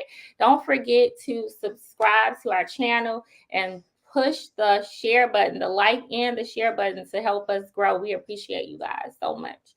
All right. So, Rush, are you gonna stick on, or are you gonna head out? No, I stick around, man. I like you guys. Come on. All right. We like you too. All right. Here's the next topic. All right. Why is there a rise of single lonely men? I know that men in the Black Manosphere on YouTube have been talking a lot about women dying alone, but we have repeatedly seen research that suggests that men are the ones dying alone because they don't develop interpersonal, strong emotional bonds and relationships with other men and or women. All right. So I wanted to share an article. So this article was posted in Psychology Today, August 9th of this year. All right. It says the rise of lonely single men, dating apps, and a drastically changing relationship landscape. Some of the key points were that dating opportunities for heterosexual men are diminishing as relationship standards rise. All right. And we hear men talk about how women are asking for more, but it's interesting because I think men think women are asking for more money. But this study talks about how women are asking for other skills. It says men need to address skills deficits to meet healthier relationship expectations. It also says men represent approximately 62% of dating app users, lowering their chances for matches. All right. So I just want to know what you all think about this. Dun, dun, dun, dun, dun. Well, when it comes to when it comes to dating apps, obviously the person that the people that gets the great results on dating apps is women. Women tend to get more matches than a male. You know what I'm saying? So there's a million dudes hollering at a certain surplus of female because it's such a high percentage of suckers and simps that they're willing to desperately DM or send messages to the female within that dating app. You know what I mean? So why join a dating app if you don't intend on communicating with a woman? Because society has changed. Like now, having like the Instagrams, the Facebook, it's a cultural thing now. Know what I mean, like I got peoples in Panama that I converse with through Facebook. You know what I mean? Back then, you couldn't do nothing like that. So because the world is changing through technology, you're able to converse with somebody from Zimbabwe without purchasing a calling card. These things change the dynamic within the dating pool too. I mean, Okay. So why is there a rise of single and lonely men? I guess I just got one word: superficial. I think too many men are superficial, and they lead with that. They want the and men are easily tricked, right? And not tricked because y'all are so good at tricking us. It's just y'all. We're easily tricked because we don't want to do the work, right? So we see the woman with all the makeup, the big booty, and this and that, and that's what we go for, and we just assume like, okay, she's going to be a good mate because guess what? I got money, I got this, and obviously she's look at her. She's got the makeup and the big booty. That's what she wants. That's how I'm gonna get her. And I think typically that's how men think when actually, it is a person up under all that makeup and the body and this and that. And I don't think men, like we just talked about, want to dive in emotionally to get to know this woman emotionally. And that's how you really need to pick a woman to be with. And then when they get these women, and then they these women are lashing out or whatever, or they not satisfied, or whatever the case may be, or the man just not even satisfied. They don't know how to communicate that properly, so they automatically feel like, okay, she wasted my time, or she was fake and phony, and now they're turned off, and so now they want to have some type of standards now, right? But they standards don't even turn into the real stuff. It's still superficial, right? So now they want to go with the woman that's like even more flashier or built up or have a body, and still it's just crazy, it's just superficial all the way around. Men don't get to know women for who they are, and that's why they're always surprised I about disagree. I oh, she disagree with only wants that. money. Oh, she'll like hold on, like you just said, she'll leave me if I lose my job. How do you know that? Did you really take a dive into this woman and see I what type didn't. of I didn't background say she she came would from, leave you. I said what type of woman she she would is? probably. I didn't say she would leave you. I said she would probably look at you differently as a leader. But here's the thing: we got to factor in that We majority of gotta find that women out though. We are. just can't say that. I mean, we're having dialogue here. You know what I mean? Like, don't be too emotional about it. But here's the thing, right? Majority of females are looking for a certain type of archetype, a male archetype. You know what I mean? And there's a vast amount of females that's looking for that certain type of guy, and the average guy is getting overlooked, and this is why there's a What's large the percentage of guys being what's the single and type of guy lonely. that You they're know what looking I for? mean? What is the type of guy that they're looking for? I mean, we don't have to get into all that, but you know what I mean, it is what it Right, but we is. need to get into all Don't that. get That's emotional. Come important. on, we having dialogue. Come That's on now. relevant to answer. Like, if you're going to make that claim, like, what do you think? What men are they looking for, Rush? Who are they Yeah. looking for? The guy that's 6 foot, that makes a certain dollar amount, and that's socially calibrated to deal with multiple women. So you're saying that only guys that are 6 feet tall and have a certain amount of money are dating women? Pretty much. Nah. I Then got. then explain to me why there's a vast amount of dudes that's single and lonely. I'm gonna explain to you why. Oh, Because we it's can explain. Are you willing to listen? right. It's Do several you know? different layers Do to you this. know? Let me Okay. tell you. Do you know what the average height for a man is? 5'9". No, it's 5'6". 5'6"? I thought it was 5'9". Okay. 5'6" is the 5'6", average height 5'7", yeah. for a human male. The average height for a human female is 5'2", right? I will say that because of society standards, there is a thing where I think that men don't necessarily like dating women who are taller than them, and women won't necessarily want to date men who are shorter than them for those reasons, because they generally don't, because of that, people just got a problem with it, right? But if you know that the average man is 5'6" and the average female is 5'2", how do you think that most women are looking for 6 feet men? Listen, what you're talking about, yo, it's official. But we can't front that the chick that's 4'11" or 5'2" wants to date the nigga that's 6'2". think I I'm not mean, saying like that most there isn't. women, I'm not saying that there wants to. isn't any. I'm not saying that there isn't any woman anywhere who wants a 6 foot dude. Like, I'm sure that there are. But what I'm saying is that Well, let me just say, Kenan, all let of me just say this. humanity, on average, most men are 5'6". So that means that Well, let me How tall is your not 6 husband? feet tall. let me say this. Let me say this real quick. Within the dating apps, a dude is automatically disqualified within that realm of the dating apps because of his height alone. So this is not like rocket science. You know what I mean? Women, they want a certain type of male archetype. You know what I mean? But what we're saying is, yeah, people have preferences, just like a woman might be on a dating app, and a man might want a woman of a certain race or a certain age. Like, people do but have preferences. that But what we're saying is that argument would be substantial if it was beneficial for the male with those dating apps. Those dating apps is not beneficial for the male. It's beneficial for the female. Know what I mean?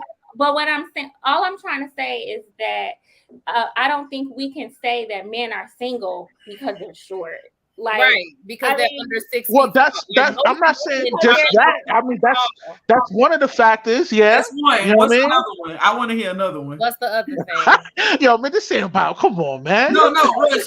Rush. But see, Rush. Hey, yo, Super you Saiyan, out man, there. you jump I'm in, man. not Say out there. something, You man. out there. I want to hear your See, Rush, you out there today. I've been out the dating game in like 20-something years, and I ain't never had a date on the app. So all this this new to me. So I want to know. Like, this is an authentic question for me. Like, I want to know what's the next one. Yeah. Well, I mean, his compensation, his aesthetics. Is he aesthetically in shape? I mean, is the pipe game on point? Like all these things matter to the female on what they gravitate to. You know what I mean? But it's interesting that you just mentioned everything else except like communication skills and emotional intelligence. And what did Darwin just say? Darwin said because of superficiality. Superficial things. So it's like because so many Yo, men, you guys asked me a question I answered, Right, like no, you guys are not no. hold on, let me just say this. You guys are not hold on.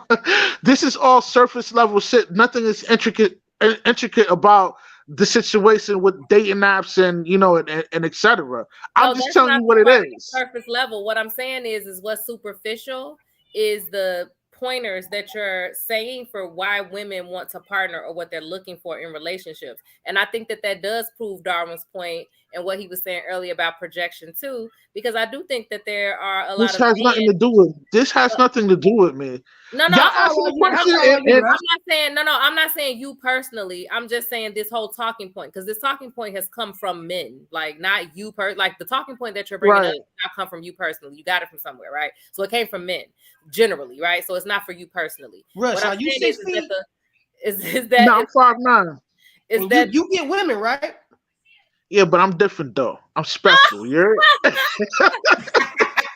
I'm special. See, this why look. See, this is like I said, I've been out the game for a while, so I want to hear.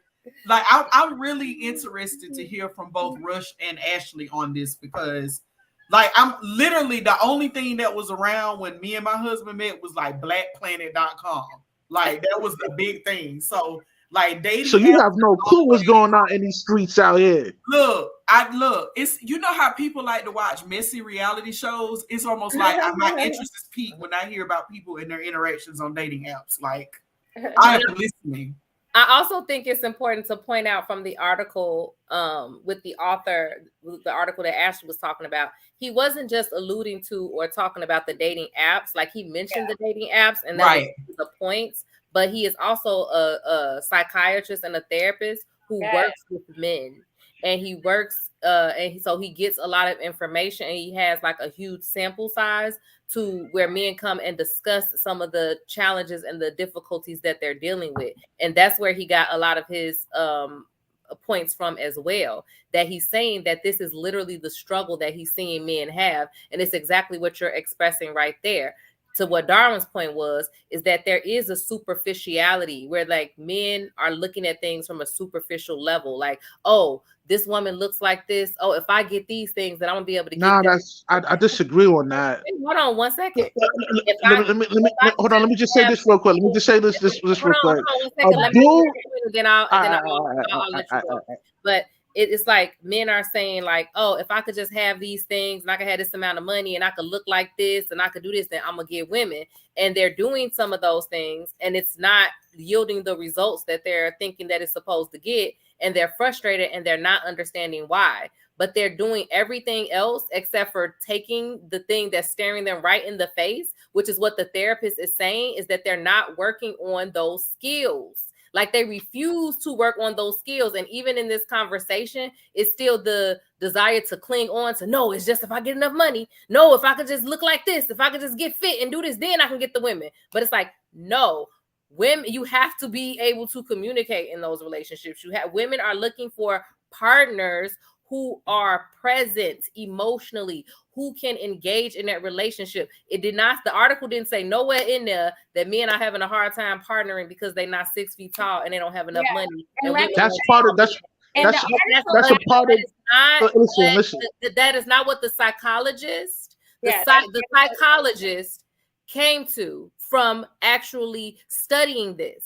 He did not come to that conclusion. He did not get the conclusion that, you know what, these women, they just want men that have money and men don't have enough money out there. That is not the conclusion. He said the relationship standards, and the relationship standards are how you're interacting and engaging in the relationship. That's what the relationship standards are, not the superficial stuff that you're talking about.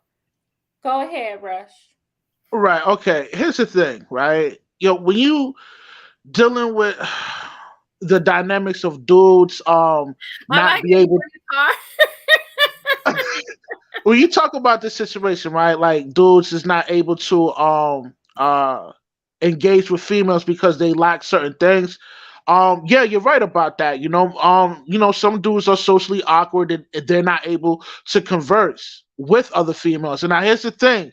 That's being a 6 foot and the having the money, it's a good way to attract the female, but that doesn't keep the female around. I agree with you on that. And this is why there's a large percentage of females attaching themselves to a certain percentage of dudes, because yes, you got to be able to socialize with females and engage with the female in order to bag the female.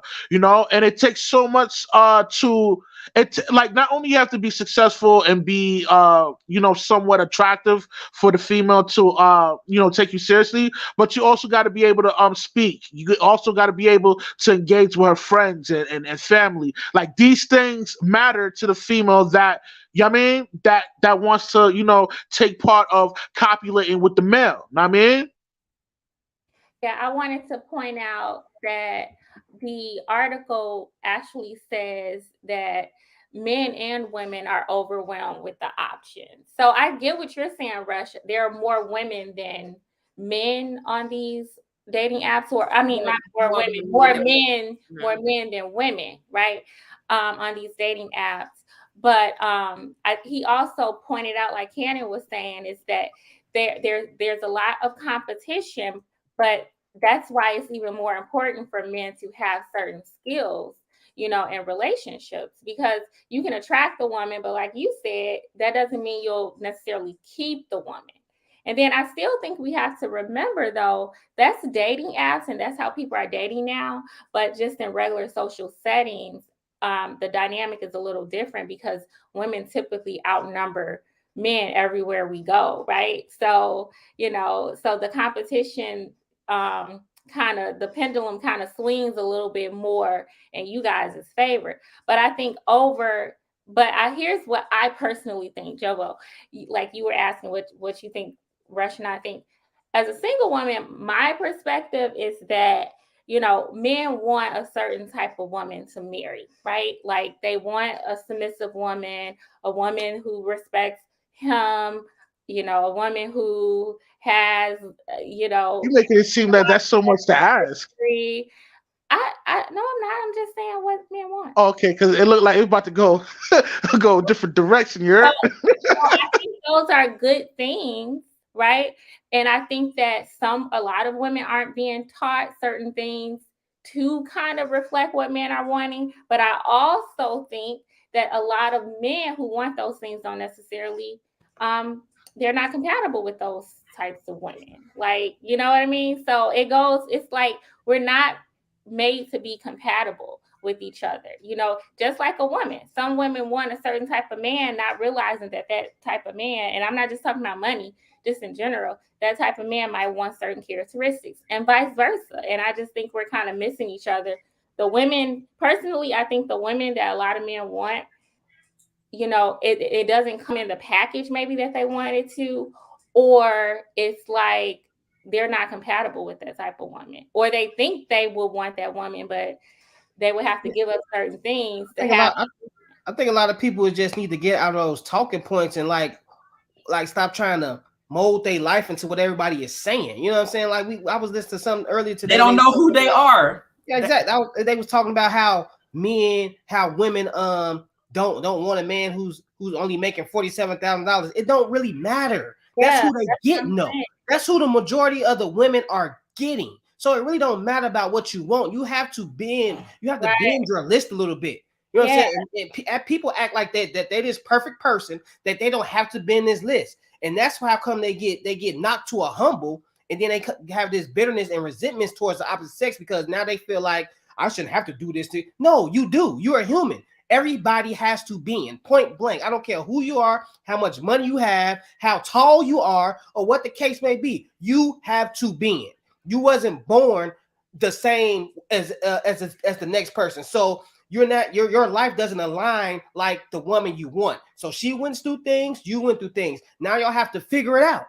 And bending is part of figuring it out, point blank. So all these people that feel like, oh, I make $100,000 a year, I should get this type of woman. Yeah, okay, you go figure it out real soon that. Nah. When they say that, I don't think that people are actually, like Darwin said, living the life that they proclaim. Because if you are making $100,000, then you probably have mastered your soft skills. Soft skills are described as something that makes it, are skills that you have mastered that makes it to where you're able to harmoniously interact with others. That means when you interact, it's not always combative, it's not always a fight. One of the top things is emotional intelligence and adaptability. If you are stuck in your ways, I'm fairly sure you're not making $100,000. I'm almost 100% sure if you don't have emotional intelligence, adaptability, if you can't take feedback, if you can't do any introspective work, I'm almost 100% sure you're not making $100,000. Because how? How can you do this and you haven't mastered your soft skills? So, I mean, I think, But like I Darwin said, people just say a lot on the internet. Yeah, I think that's an interesting perspective. But I also think like we have to remember there are men and women who can obtain that amount of financial success, and they may have those soft skills, but they're not using them in their personal relationships. So So I think that's a problem too. in my grandmama voice, see, that's the problem is it's too much emphasis on what's in your pocketbook and in your wallet. And I keep telling y'all that I done said it one time before. Okay. Like even like like like even with me turning 40, mind you, my husband met me at 18. To think that I'm gonna look like what I look like at 18 at this age, which by the way, black don't crack. But I'm just saying, okay, like we are so focused on things that can be here today and gone tomorrow versus the things that will be purposeful in a relationship, whether the money is here or not. And that's character. That is Right. how they treat people, how they bond with other people in their life, how they conduct themselves in certain situations that you value. Like I value the elderly because I grew up with grandparents. I value small children. Okay. My husband is very, very protective when it comes to elderly people and kids, and how he takes care of his mom and how he took care of his aunts and his uncles and how he's doing that and how he did it when we first met. Those are the things that I'm looking at. Me and him have this joke about what if we get old and the both of us, we just barely making it. Like we barely moving around the house. Are we gonna be there to take care of each other? Are we gonna be around when you got more gray hair than a little bit and I'm barely moving? And the short answer to that question is yes, because of what we value and see inside of each other. GPS. I'm just saying, like this Beyonce's internet coupled with these apps, they got people going crazy. And I'm telling y'all investing your time and energy into the wrong thing. What's this Beyonce internet crap y'all keep saying? I'm just saying, I like it because it's cute. Not crap. I like it. What this is about. Beyonce has no, owned the internet for many most of the years. stuff You we didn't know that? invest in is so temporary. And that's why a lot of people walking around here unhappy. If y'all knew the caliber of people that I see that are doctors, lawyers, pilots, these people who make a very good living, that live in this crazy city of Metro Atlanta, who, Atlanta is the mecca of look what I got on, look how much I make, and look where I live at. And these people are so unhappy on so many levels because when you talk about them being happy, they lead with how they can provide financially.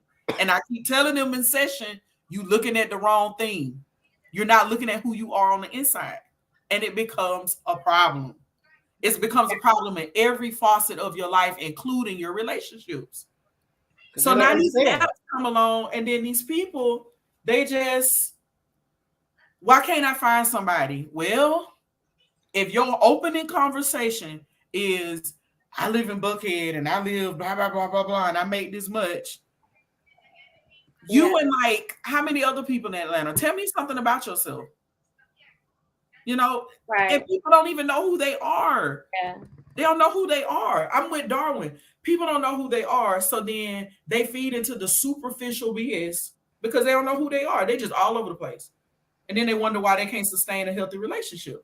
And lying to themselves. They don't be lying because, and people don't understand, the more they talk, the more everybody else know what type of person you are or know what you got. Like, right. Come on, now, like you sit up here, a lot of these dudes sit up here and act like they this high value guy and they making six figures and this and that. And we were just talking the other day, like, I wish we can just walk through some of these dudes' computer screens that have these podcasts and just see that they living in their mama basement. And you know what I'm saying? And you know what I mean? I'm telling you, they be sitting here talking crazy and trying to spit these jewels like they got it down packed and they ain't got nothing. They some gamers and drinking beers all goddamn day and they baby mamas taking care of them and shit like that. Like it's crazy. I'm gonna do it even further. You the dude that at happy hour where you frequent in these places all over Atlanta, you know, your Dudleys, your pizza bar places, wherever. You brag about having a wife, you brag about taking care of your family, but then you hitting on me, and I'm telling you 3 times, I'm married, I'm here with my friends.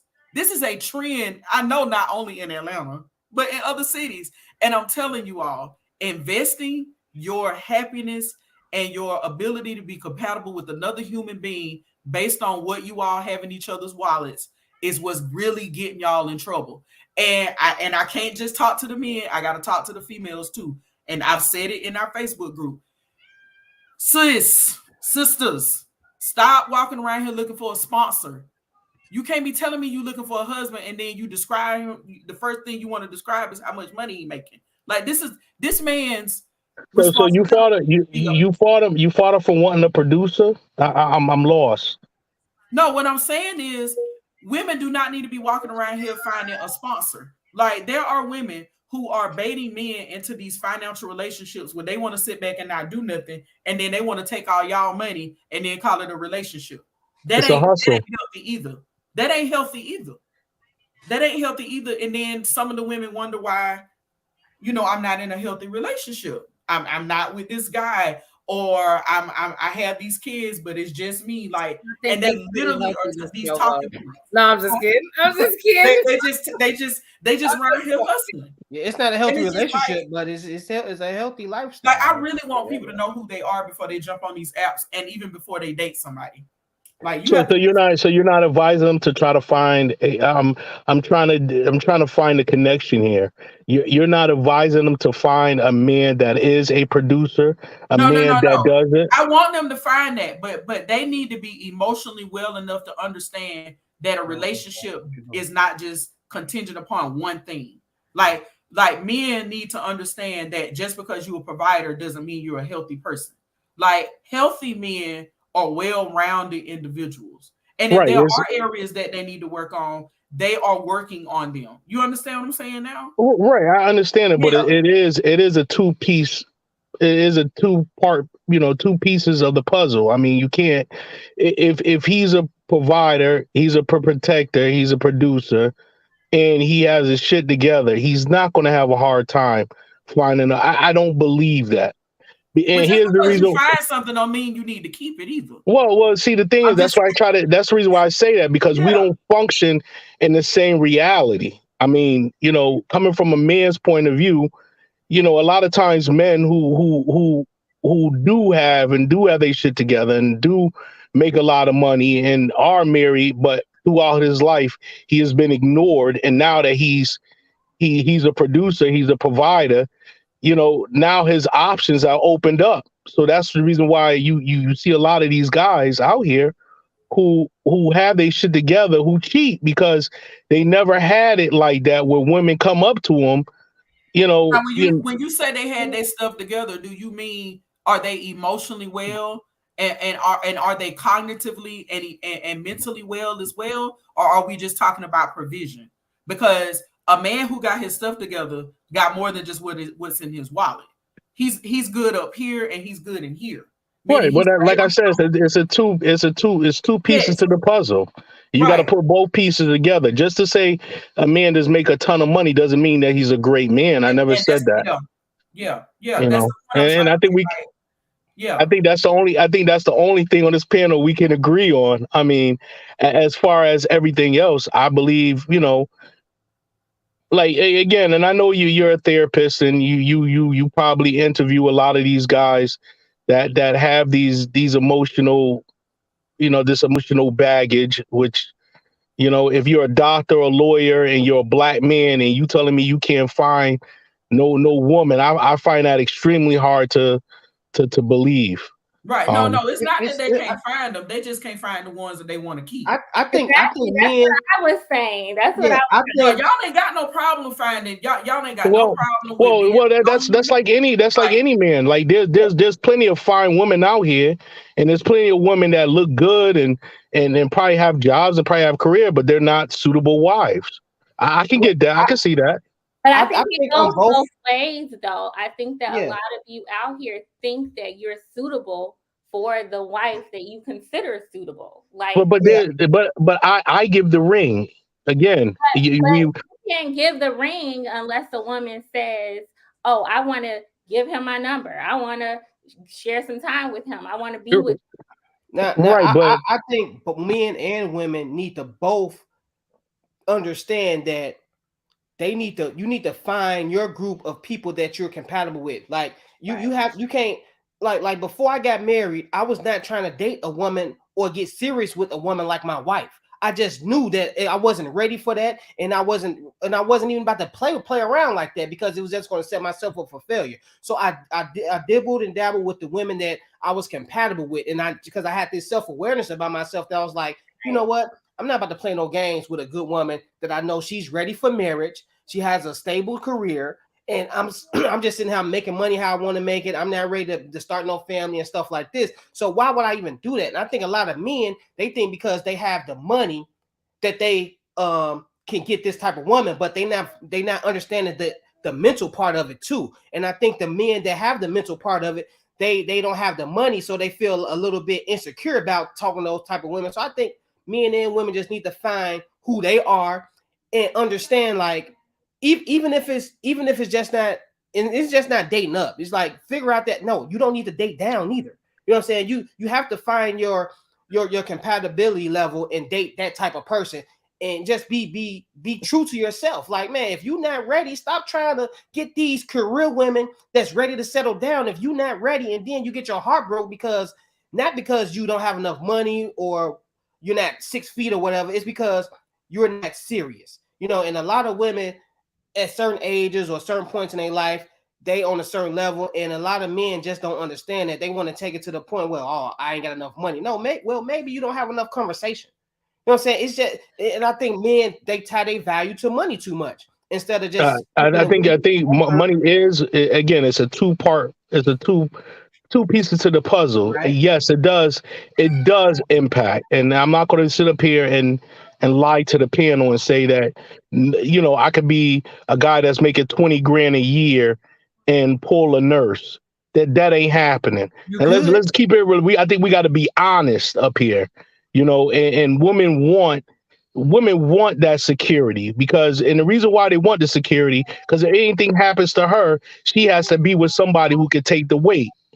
So Yeah. regardless, we can say that money is not a factor, but in I didn't reality, say that. it I said really you is. men need to stop tying their value to money. That's the Right. No, difference. no, I didn't no. say they Money need is to make relevant to the money. conversation. It's just not the only part of this Right. conversation. Right. It's a two-part process. I mean, Right, I agree with that. I mean, you can't be an ignorant dude and just think that because you make money you're going to be able to get a woman. I mean, you can. I take that back. You always be able to get a woman, but the caliber of woman that you're looking for, that's where you're going to have the difficulty. You right. Right. know. I mean, The you I men can want have that's to making share you can something. have Hold on. I want to primary share a duties. video. Hold on. I want to share a video. I think these men get it. Here it is. Sexiest man alive can't have any woman he wants. It's not just keep his girl, it's any woman he wants. Exactly. That is what fucks him up. And it's like that are the requirements to have any woman I want. But see, this is the fantasy that the whole manosphere sold men. Get a bunch of money, and you can have every woman you want. And treat them however you fucking want. And what they realized, they fucked around and found out that that's not the truth. Yeah, that's not the case with every woman. And I kind of, honestly, I love it. It's good for us. Let me tell you, we're in what basically a reformation period for me. It's good for us that we're finding this out. That you have to become something greater than that. And you know what that does? That makes all men strong. Yeah, it's gonna make us all better, because at the end of the day, now you're seeing that no, you're gonna need more than money. You may have to be nurturing. You're gonna need more than just protecting and providing. How to love, how to be caring, like how to be supportive.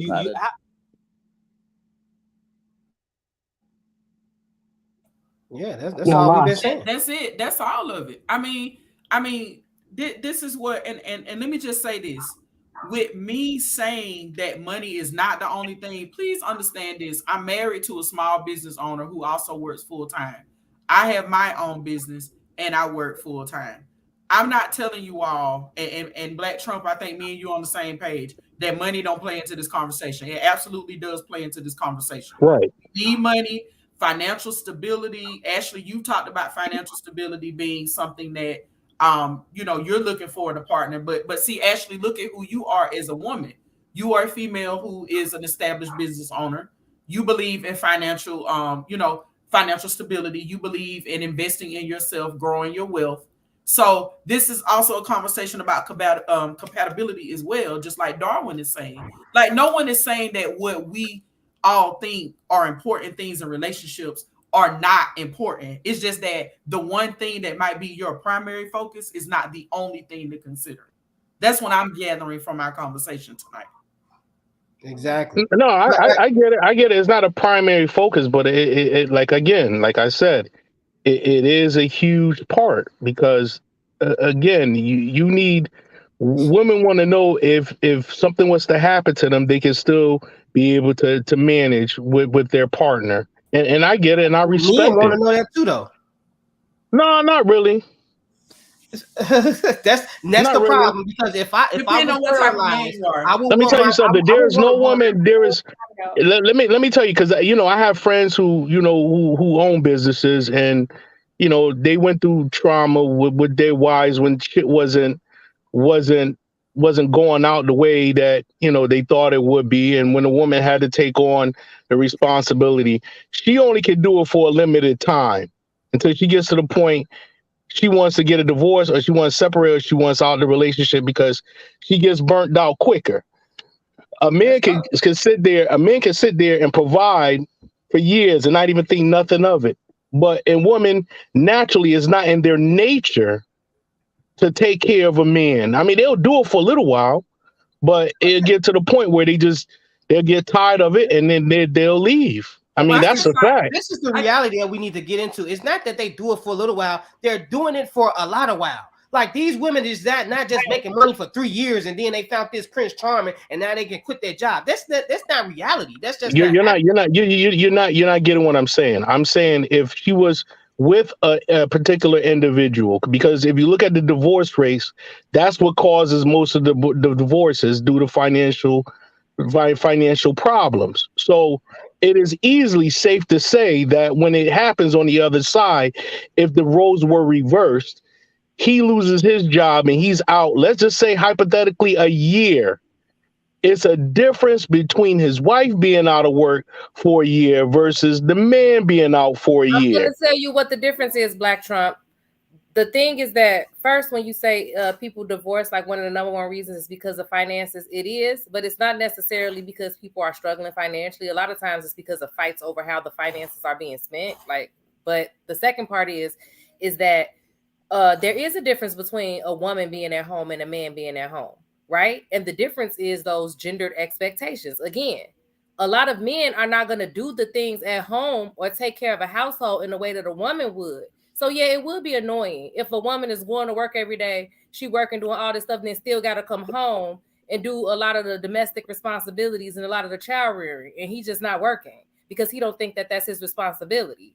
So No, yeah, it has to do with finances. So that's the difference. No, what I'm saying is, I think that if it was a situation, because there are some couples that the man does stay at home and take care of the domestic duties, and it's just fine because he's actually taking care of the domestic duties. It's not that he's just not working. So what I'm saying is that I do think that there becomes a difference a lot of times when a woman is not working versus when a man is not working, because when a woman is not working, she's taking care of the household. She's doing all of the stuff, picking up the slack, doing all of the things that she's supposed to be doing domestically.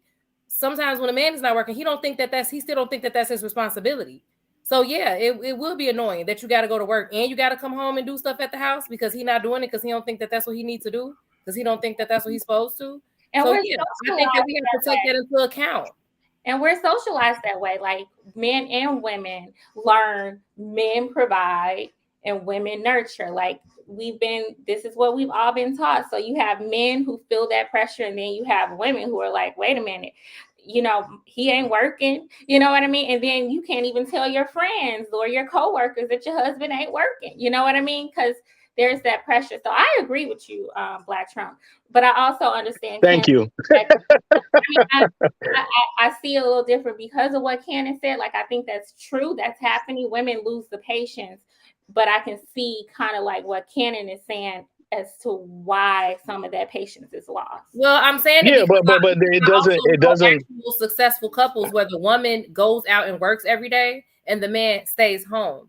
And he stays home. He's like, I know a few that are like medically retired from the military. So they have some money coming in, but not as much as their wife, but they're not working. But guess what they're doing when they're not working? They're actually taking care of the house. Like they're just not working. Like they're just not being listless. Like they're just not, acting depressed and just, like whatever, and not taking, like going on, hanging out with their friends and doing all this other stuff. No, they're taking the kids to and from school. They're taking the kids to the doctor's appointments. They're taking care of things around the house so that she doesn't have to.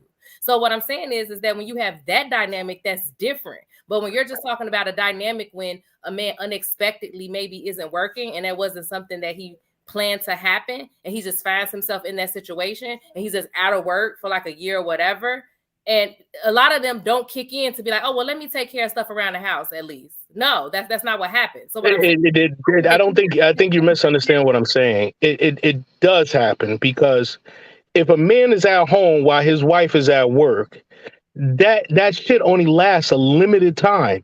So it's in her nature to get frustrated with the situation. It's not like, it's not, because if she comes home to a clean house and she comes home to fed kids and she comes home to homework done and she comes home to children in the bed and she comes home to all of these things around the household that she does not have to do because she was at work, no, she's not going to be frustrated. I'm telling you why she's going to be frustrated. I think women would be frustrated, but it's not nature. I think it's social. Thank you. That's the reason why. That's what caused the frustration, because it's not nature. It's not natural. It's not what we're used to as a society. No, I understand what both of you all are saying, but what I'm saying is that you have to take into account what is actually being picked up as far as slack for what the man is actually doing in that home, for where the frustration is also coming from. You have to take that into account. It is not just an equal swap. A woman isn't working and a man isn't working. It's not an equal swap, because a lot of time, again, since men are not socialized to do that domestic stuff, that is not what kicks in and happens. Is what I'm explaining. That literally is not. And so, what I'm saying is when the situation that I see, when that is what's happening, when it's intentional, when the man understands what he should be doing in the home and things like that, because he isn't working and he's taking weight off of her shoulders, then there's no reason for frustration. But yeah, when she has extra added issues now she still has to do certain stuff, the same kind of stuff she had to do while he was working, she still got to come home and do it and work. Then yeah, the frustration kicks in. Yes, it doesn't. Pressure is gonna bother and all of that stuff. It doesn't matter. It's just not in the nature. She'll do it for a little while. She'll do it Hell, she may even do it for a year, but after a year, she's gonna be like, yo, nigga, you gotta get I up know and that do that's not something. true because I know plenty of women who have been doing it for. And I know plenty of women that wouldn't even put up for years. After 6 months, What are the they was like, yo, I'm done. You gotta do something. and I don't know how if many it's men do nature, you though. I know? think How it's more many so men do you socialization. know that are acutely aware of how to take care of a household properly domestically? Do you just know a bunch of men that's just like excellent at taking I know. Listen, I'm not going to sit up here and lie and say I know a bunch of men, but I know 2 individuals who do it, right? And even their wives. It was cool for like the first 6, 7, 8 months, and then after that, it gets to the point like, okay, well, what are you going to do better about yourselves? Then it got to the point that the wife started going out, drinking, not coming home because she's so disgusted with the situation. She's working. He cleans the house. The yard is cut. Kids are out of school. House is clean. Kids, helping with homework, washing clothes, folding clothes, putting clothes away. Is she really? I Can she think handle the you bills think by like herself? that. I think you think like that because you don't care for gender roles. A lot of women still do care for gender roles. So there are some women who think, the man is supposed to be working. You know what I mean? So I don't agree with Black Trump that it's nature. I think it's socialization. We have been socialized to think men bring home the money and it's okay for women not to. They have to take care of the home. You don't buy into that, and a lot of that's other not women even don't. the point that I'm making. What I'm saying is this, okay? This is what I'm saying. If there's a situation, to your point, Ashley, right? What you're saying is that if it's a woman that's fully committed and bought into the idea that her man needs to be working, then 9 times out of 10, that's a conversation that has been had. Those are the expectations in that relationship, and both people are keenly aware of it, right? So then, if they both have agreed that that's how that's gonna work, then it should work like that. But what I'm pushing back on is that's not just generally the consensus that because a man isn't working, then the woman is gonna automatically feel frustrated with him. That's the point that I was making. It depends on what the expectations are in that relationship, and I don't think that it's just this blanketed thing where it's like, oh, because just like I'm not keenly all the way bought into all those gender roles, there's plenty of other women who are not as well. So what I'm saying is you can't generalize it in that way, because a lot of people are doing the things that work for their particular family, and I see it every day. And so what I'm saying is that when you do have someone that's able to pick up that domestic slack, that no, there is no frustration for them working, because especially if you're able to provide, if you've crafted your life in a way that you're able to bring enough income in to take care of your family, what are you frustrated about? What are you frustrated? Okay, miss. You just frustrated because the man ain't doing it, even though you able to do it without a problem, and you just gonna be mad for no reason? Like, okay, would you let me give you an example? You personally, right? Would you go to work every day while your man, if he's cooking, cleaning, and taking care of the kids and cutting the lawn and doing all the housework, would you go to work personally just to be the sole provider of the household, and you will be comfortable with that? You personally. I've done it. Can and would. But you've done it in the past, but you're not currently doing it, right? I'm not doing it because he doing what he want to do. I earn enough. Let me put it this way. No, this is the thing. I respect it. I respect it. When we got married, I was out of work for maybe 2 years, and that was by choice. We both agreed on that when we had the kid. Like, I'd be out of work. She had a career. She was prospering in her career, getting promotion, stuff like that. So, hey, I stay at home, do these things, and that was fine. She never complained to me about, oh, we need more money, you need to go to work, you're not a man, this and that. I never was feeling all crazy and you know what I'm saying, and anxious to get back to work.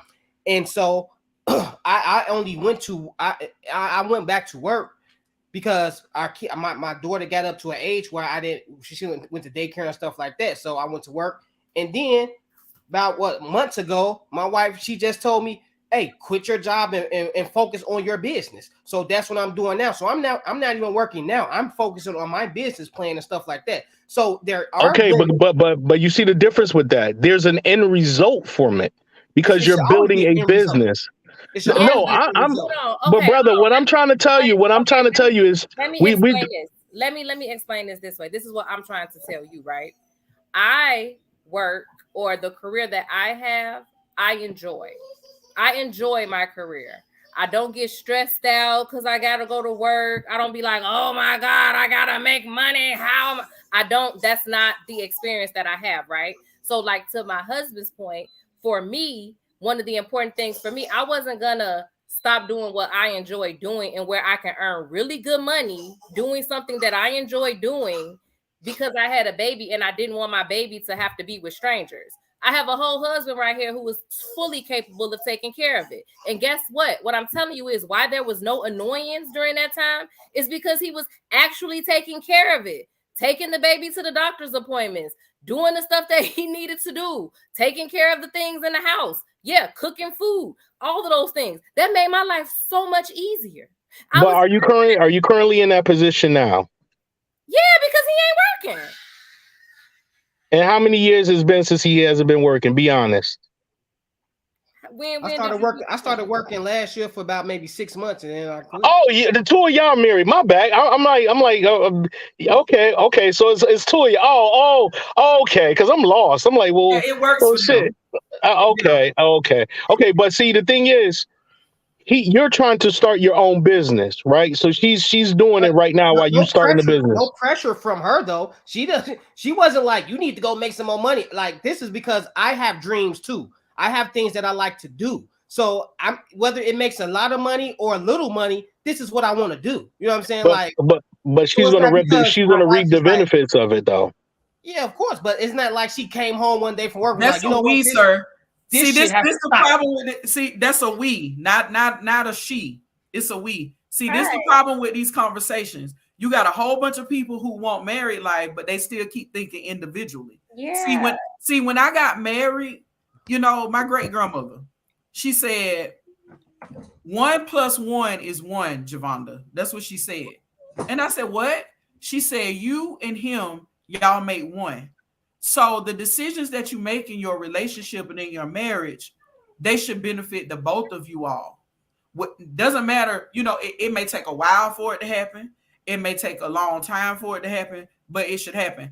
I guess for me, because like I said, it's been eons since I've been out there, Black Trump. I was telling Rush that before. Like, when y'all start talking about dating apps and people looking for somebody on the internet, that was not my reality. I met my husband, we were in college. We were both very broke, but I made it clear to him in the beginning that these are my goals in life. And because I was dead set on what my goals were going to be in life, he will tell you to this day that I was a big inspiration and a big part of him having the mindset of, okay, I could work for someone, or I could start making a path for me to work for myself, or I could start honing my skills. Because my whole thing when I met him was, so you just gonna survive? You just gonna get a paycheck for the rest of your life?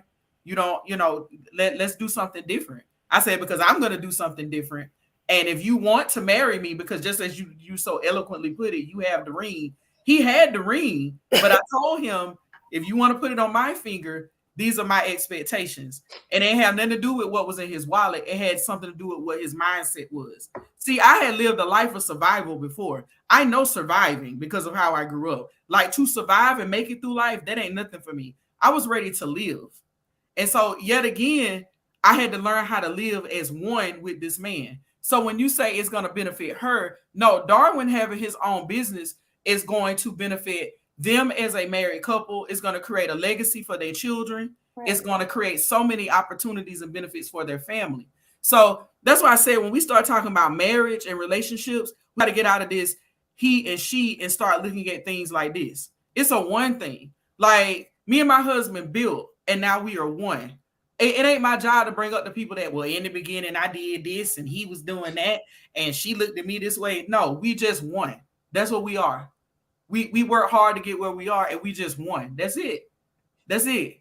Because I'm telling y'all, this whole counting what's in each other's wallets is why a lot of people in general just gonna be single and lonely.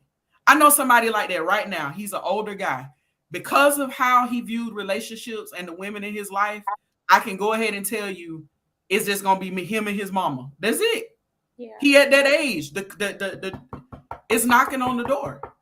It's knocking on the door. Ashley, you know what I'm talking about, because me and you had this conversation outside of the show. Well, Like, it's so many, but explain to me what you mean by knocking on the door. death is knocking on his door. He is at an age where he's past 70. He has so many ailments, so many illnesses. His kids barely want to deal with him because of the way that his mother treated, the way that he treated their mother. His other family members, they tolerate him because of his core beliefs and values on how he entered relationships and friendships. And he was that dude that, because I'm this and I'm that, and I can put this person through school and I can pay for this. Yeah. Well, those years are over with. He can't do that anymore. But because you primarily focused on that and didn't focus on things like emotional health, you didn't focus on how you were going to create long-lasting relationships. See, it's a lot of men right here. They fathering. That's why I said with Nick Cannon, I hope he develop a healthy relationship with his children, because if he don't, he just around having a whole bunch of kids who gonna turn their back on him when he get older. It's not you go for a good nursing home though. I'm just saying, you got a lot of men out there who are dying single and alone because I don't know if that's really like I'm not saying this is facts. I'm just sharing my experience. But you have some men out there who are, because they did not have good emotional health. They did not create long lasting bonds with people. They live with this whole idea of the people that will take care of them. But wouldn't it be fair to say that there are more women that die alone than men? No, I mean, that's not even true. How is that not facts? Well, because y'all said on the last live, women die. Men, even if you say that's the case, you say, well, women outlive men, right? Okay, and men die before women. So again, that's the reason why I asked. Well, I'm sorry. Go ahead. We're not meaning women die alone, meaning single. We mean dying alone, meaning like no one. You ain't got nobody. Like with no one there to help you. You most likely you going to a nursing home, or you don't have a companion there with you. It don't necessarily mean you're married or something like that. It just means dying alone, like literally dying alone. Like where your kids are, why your kid didn't take you in? Why is your daughter not taking you in when you need that nursing home? That's what we're talking about. We're not talking about like dying alone, like relationship wise, just dying alone, period. Right. Yeah. So, I mean, I think it's a double-edged sword. I think it goes both ways. I mean, and at the bottom of this thing, I keep seeing this thing scroll across that says, "Why is there a rise in single, lonely men?" I don't get where all this is coming from, because maybe it's just me personally. I don't know a ton of single, lonely men that die alone and never ever had a wife that they used to be with or whatever. Men usually have companions. At that age, and then you'll see it. I mean, I disagree. But I think we follow too much of what the media puts out there. The media says, well, there's more men are dying lonely and single. I mean, I don't see that at all. Well, I tell my father all the time. I say, Pops, all these women you're dating, like you need to get you one that's go because like you're not in the best health. You know what I'm saying? Like, and now if something happens, I will feel obligated to have to take him in, which I have to now, you know what I mean? Because I'm a good son, and because I have a good relationship with my father. But it's men out here that don't have that relationship with their kids, and that's what we're saying. Like, where's your wife at? That's supposed to, like, because they say married men live longer than single men. So if they had that wife that was having them, because most of the time my wife makes my doctor appointments, make sure I go get my checkups and stuff like that, stays on my health, and that's the benefit of having a wife. Because they're going to be more on you about those things, because it's a benefit to them, right? Like I need my husband to live longer, to spend and they make life. You eat green stuff. Exactly. So and Go ahead. Go ahead. And that's the thing. Like and I have friends too. I preach to them, hey, you need to get you a woman. You know what I'm saying? Like, because I see the benefit of having a woman. No. There's definitely a benefit to having a wife. I don't think nobody's disagreeing with that, but to make it seem like, all these men out here dying lonely. I think that's a false narrative that's being preached. Okay, so I got two things. I got a question and then I got a comment. Yep. So let me start with the comment and then I'll ask you the question. So this reminds me of the conversation that we've been having for decades about why Black women are single. Okay. We have always focused on Black women being single. Why are so few of us married? And it always comes, the conclusion is always that there's something wrong with us. We don't do this. We don't do that. Whatever, right? But if you look at the statistics, Black men are not married at a rate that much higher than we are, right? And I mean, if you account for the fact that there are a whole lot more of us than there are of you, and the fact that you guys typically date outside of your race and all those things, your mortality rate is significantly higher. All these things, like, I don't understand why the focus is always on Black women being single. Black people are not getting married.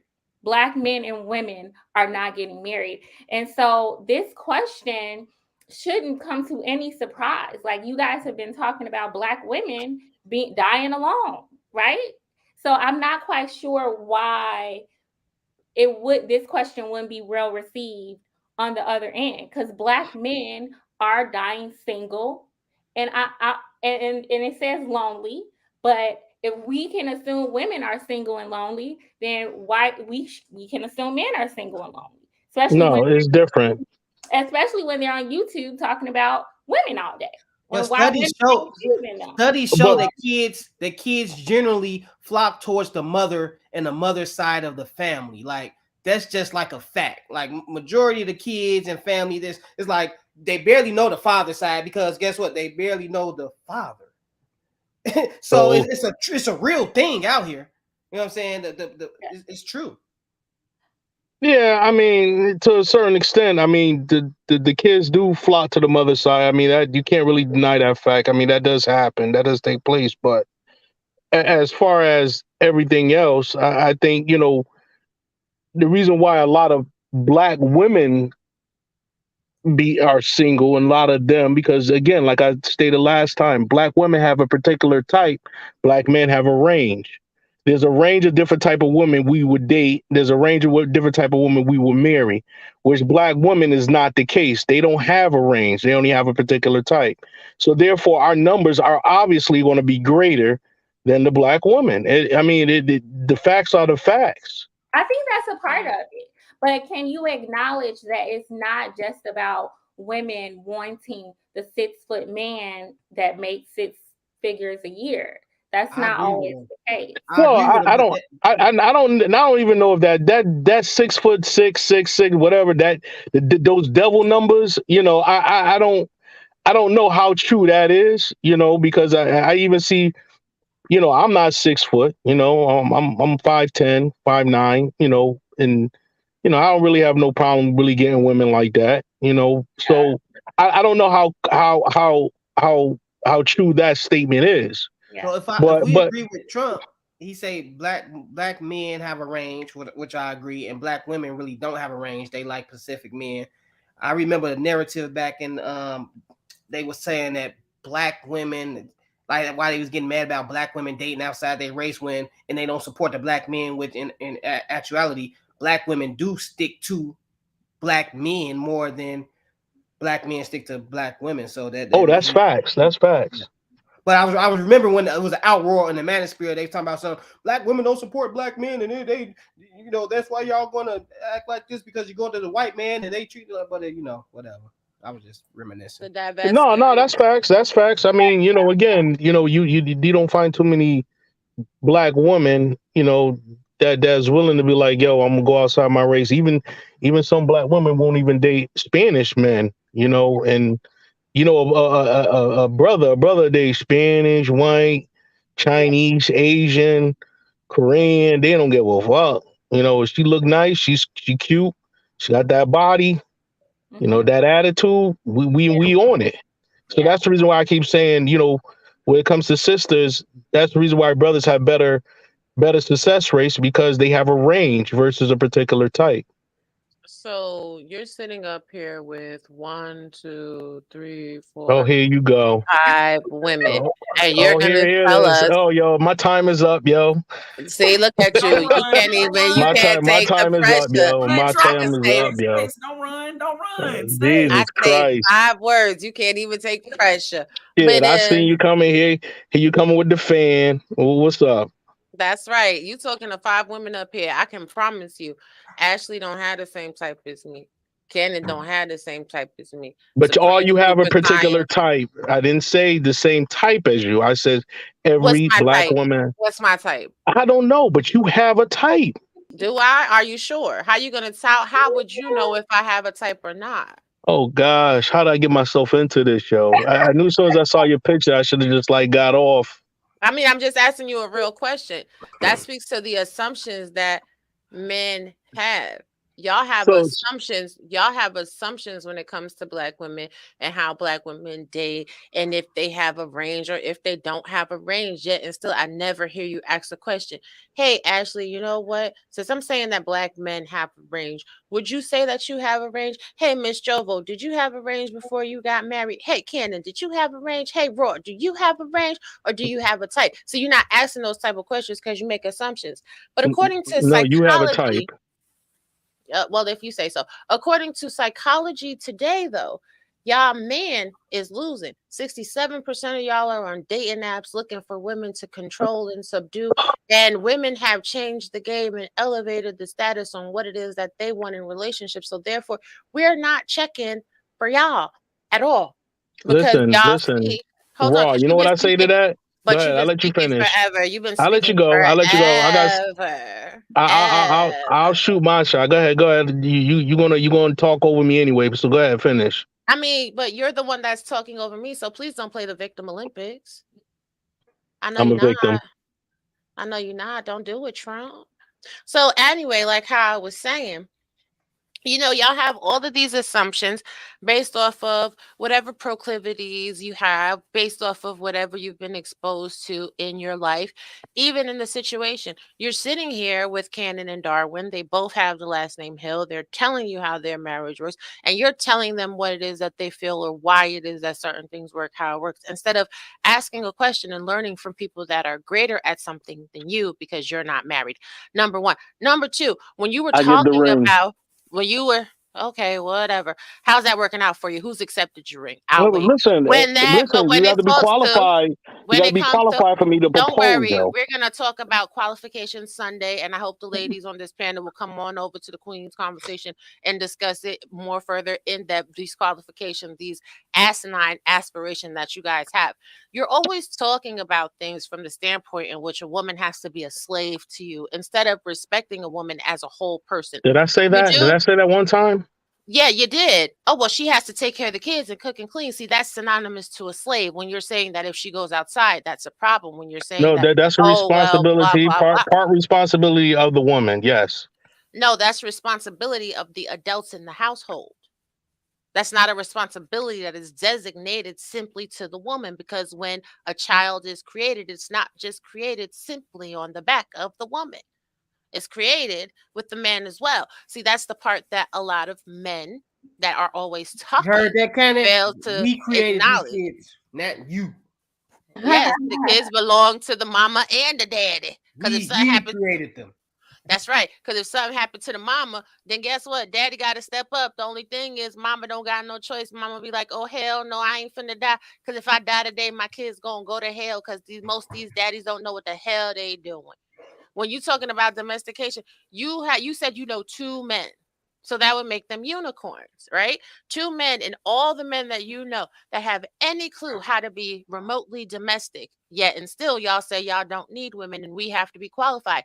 Seems to me like men need to be qualified in order to procure a woman that knows how to raise some kids, that knows how to take care of the house, that don't want to be Bruh, anything come beside on his now. We gonna go woman, there? that don't want to be anything beside his woman and just stay in the house and sit on silent waiting for him to tell her that she could speak like a bird in a damn cage Who because said all y'all that? know you kind of low-key did. When No, you're no, I saying didn't. that That's certain based things on is your just assumption. No, when But you're saying let me that give you no, when reality you're though. Let me saying give you. when you're Let me know saying when that you want me to certain give you things, when reality. you're I'll give you saying that reality when when you're you're done. saying that certain things are only the responsibility of the woman, you're not looking at a woman as a whole person. You're looking at her as someone to shift off responsibilities in the household so that you don't have to do it, so that all you have to do is go outside and get money. I heard everything you said. I want Oh, you to okay. really, I want you Okay. to really, So when I your want you to car really breaks, think about what when you're your car saying. breaks, whose responsibility is that? If when the When, stuff breaks around the house, whose The responsibility is mechanic, that? the plumber. No woman is gonna go underneath that hood and change oil. No woman is gonna put on brake pads. No woman is gonna change tires. No woman is gonna do any of that stuff. Do So you think let's that cut it out, yo. do you think that most men do those things themselves, or do they hire someone to do it? Well, even if I'm sorry, do you see any woman in any of the body shops that do it? Yes, actually, I I think do. women in body Oh shops. my gosh, here you go. I see No. two examples, and No. and it's all You can't compare around. a profession to a relationship. You can't be like, it's men working at auto shop, so men are doing this. No, Right, I'm that's just saying Oh, not your man that's doing there's it. certain roles. There's certain roles of a man that there's certain things a man supposed to do at his house. so Okay. you Well, don't know let's nary cut the woman. bullshit So you out. don't know. So you don't know Hold on, nary wait a minute. woman that I knows heard how you to say change a that there's tire. that there are certain things that they're No, supposed to do, I but know I none. asked you a very specific question. I said, do you Yes, you think do. that most men are doing those things at their home? Most men are doing those things at their home, or are they hiring someone to do those things? Real men, yes. Most men are. No. Most men are changing oils and brake pads on the cars at their homes. Well, I'm sorry. You get a Auto flat shop tire. should Do be your busy. man come out and change it, or do you call AAA? Well, most of y'all probably call AAA. I don't know. Yeah, Yes. y'all different breed of women. So I don't know, man. Shameless plug. If you're a man in Metro Atlanta and you don't know how to do it, it's somebody here who does. Yeah, but I mean, it's the But it's same. another man that's coming to do it. So regardless, No, but it's a man's job. Regardless. How you don't know that? You So can't first of all, I'm gonna compare. tell you, I know how to change a tire. I know how to change an oil. I know how to play with brake pads and calipers. I know how to do a lot of shit underneath of a hood of a car. So what are you talking about? You I'm not making saying do you assumptions. do it. Do you But do Robbie, it? I do. compare. No, But you don't. I Robbie, don't believe you. But what he is doing is comparing a woman's role in a particular relationship to outsourcing tasks. Like you can't compare those two things. You can't be like, it's a man somewhere that did it, so that means she got to clean up the house. Like, no, then you can hire a maid. Like, what are you talking about? Like, I don't understand. Like, Listen, can I say something? Because he's not Like really in a looking at relationship, women let me as tell you whole something. women. He's looking No, I at don't. women No, I based don't. No, I off don't. I of. look You're I look right, at you women like don't. this. This is how I look at women. When a man marries a woman, all he get is her. That's it. He get her. He don't get nothing else but that particular woman. Just like my man right here to the right of me. His wife is above him.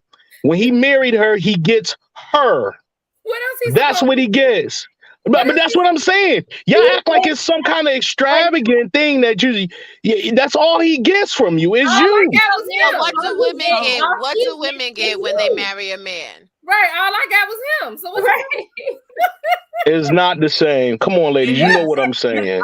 Black Trump. You're saying you're Black Trump. Your misogynistic. argument. That's okay. Yeah. Hey, listen, I know this feminism is running rampant here in the United States, but I get it. I don't know what you're talking about, but I came up when I got married. Black Trump.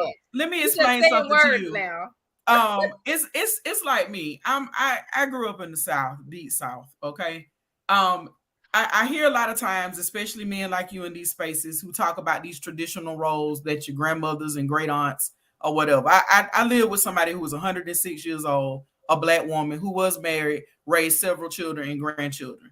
My great grandmother was an Amazon woman, meaning that she was about 6'1". Okay, she was tall, she was built. I never witnessed her make my great grandfather feel smaller. Okay. Everything that he could do out in the fields, because I grew up from, I mean, we farmed for a living. My family, like, we didn't stop sharecropping until like close to the 70s. Like, that's what my dad them grew up doing. They farmed the land. Women and men were out there.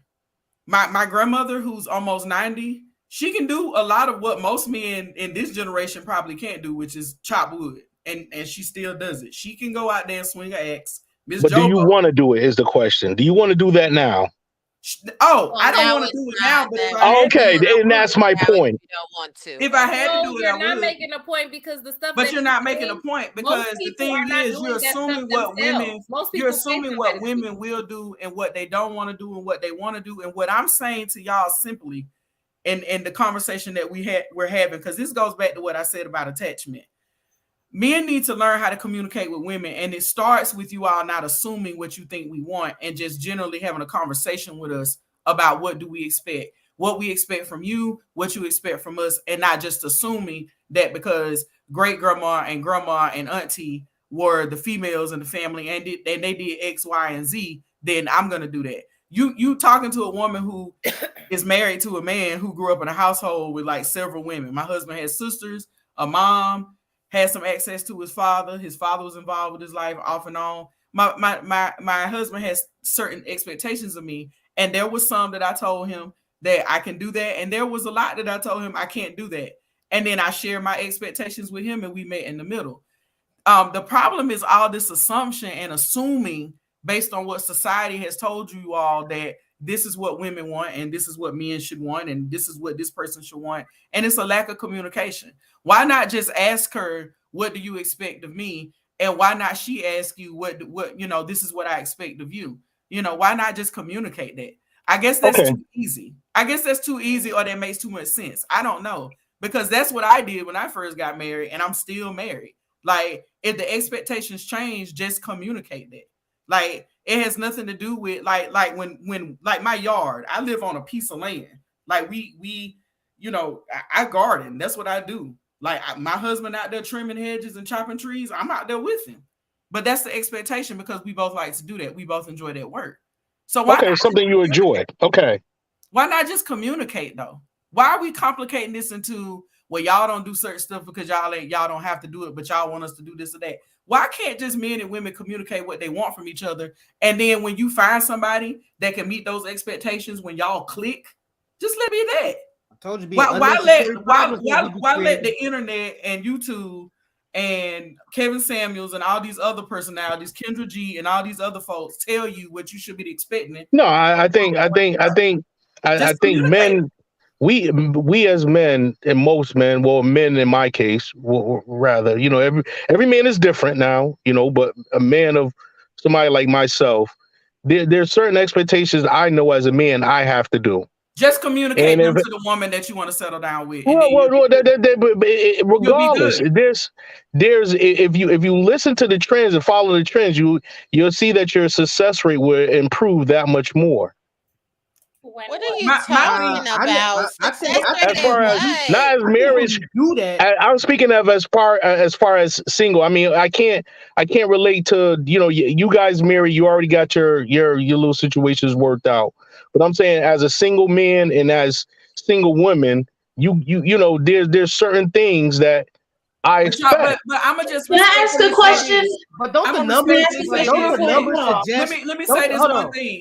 Y'all complicating things that are not that complicated. Just no, we're not complicating things at all. I think your perception is different. It's a little lost. It's a little out there, but I respect it. Doesn't the numbers suggest that it's plain and simple? It's not that complicated. Just if you realize something that you want realize from you're somebody, saying that to someone that has a long-lasting, successful marriage. But didn't I just say her perception is different, and it will work for certain people. But see, there's a problem with you, Raw. You're going to say, well, she's married. She says, I says, okay, certain things that work for your case doesn't work for a lot of cases. Why would you say that her perspective is lost? It's different. Well, coming from compared to my. Listen, okay, she just asked me the question. Are you going to answer it for me, or you want me to answer? No, but you just said a lot, so I'm gonna correct you with what you said to me. Then you can answer her question. It's not about if she's married or if she's not married. The point is she's doing better in life than you are doing, but you are saying I don't think so. Is lost. You don't know that. I do know that. Why? Because she's married?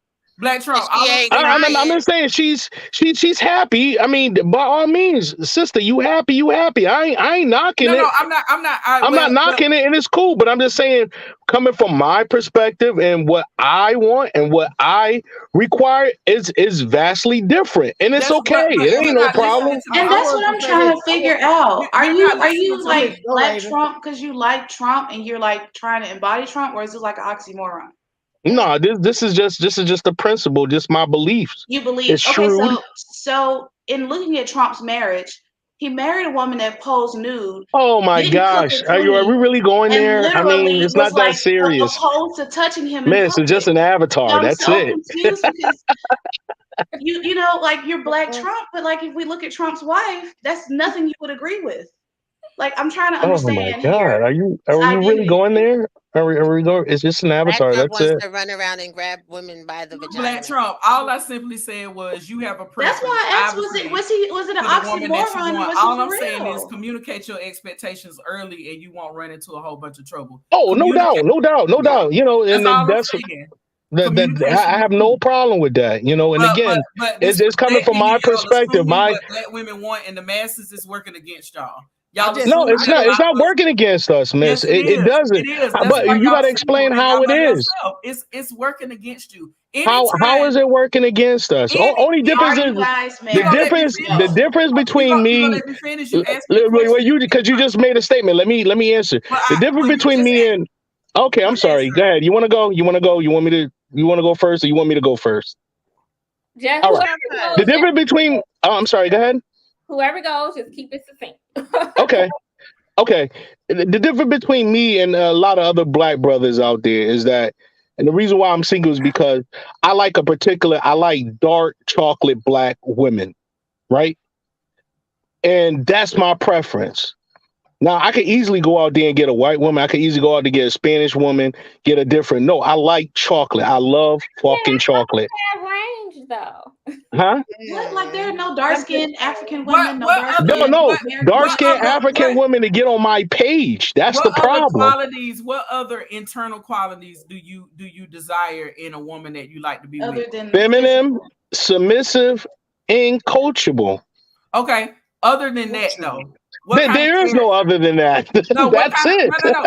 No. I'm asking a real question. What kind of character does she need to exhibit? What values do you have, and what values do you need to see in her? What she deems to be important in life? How does that coincide when you're talking about finding someone?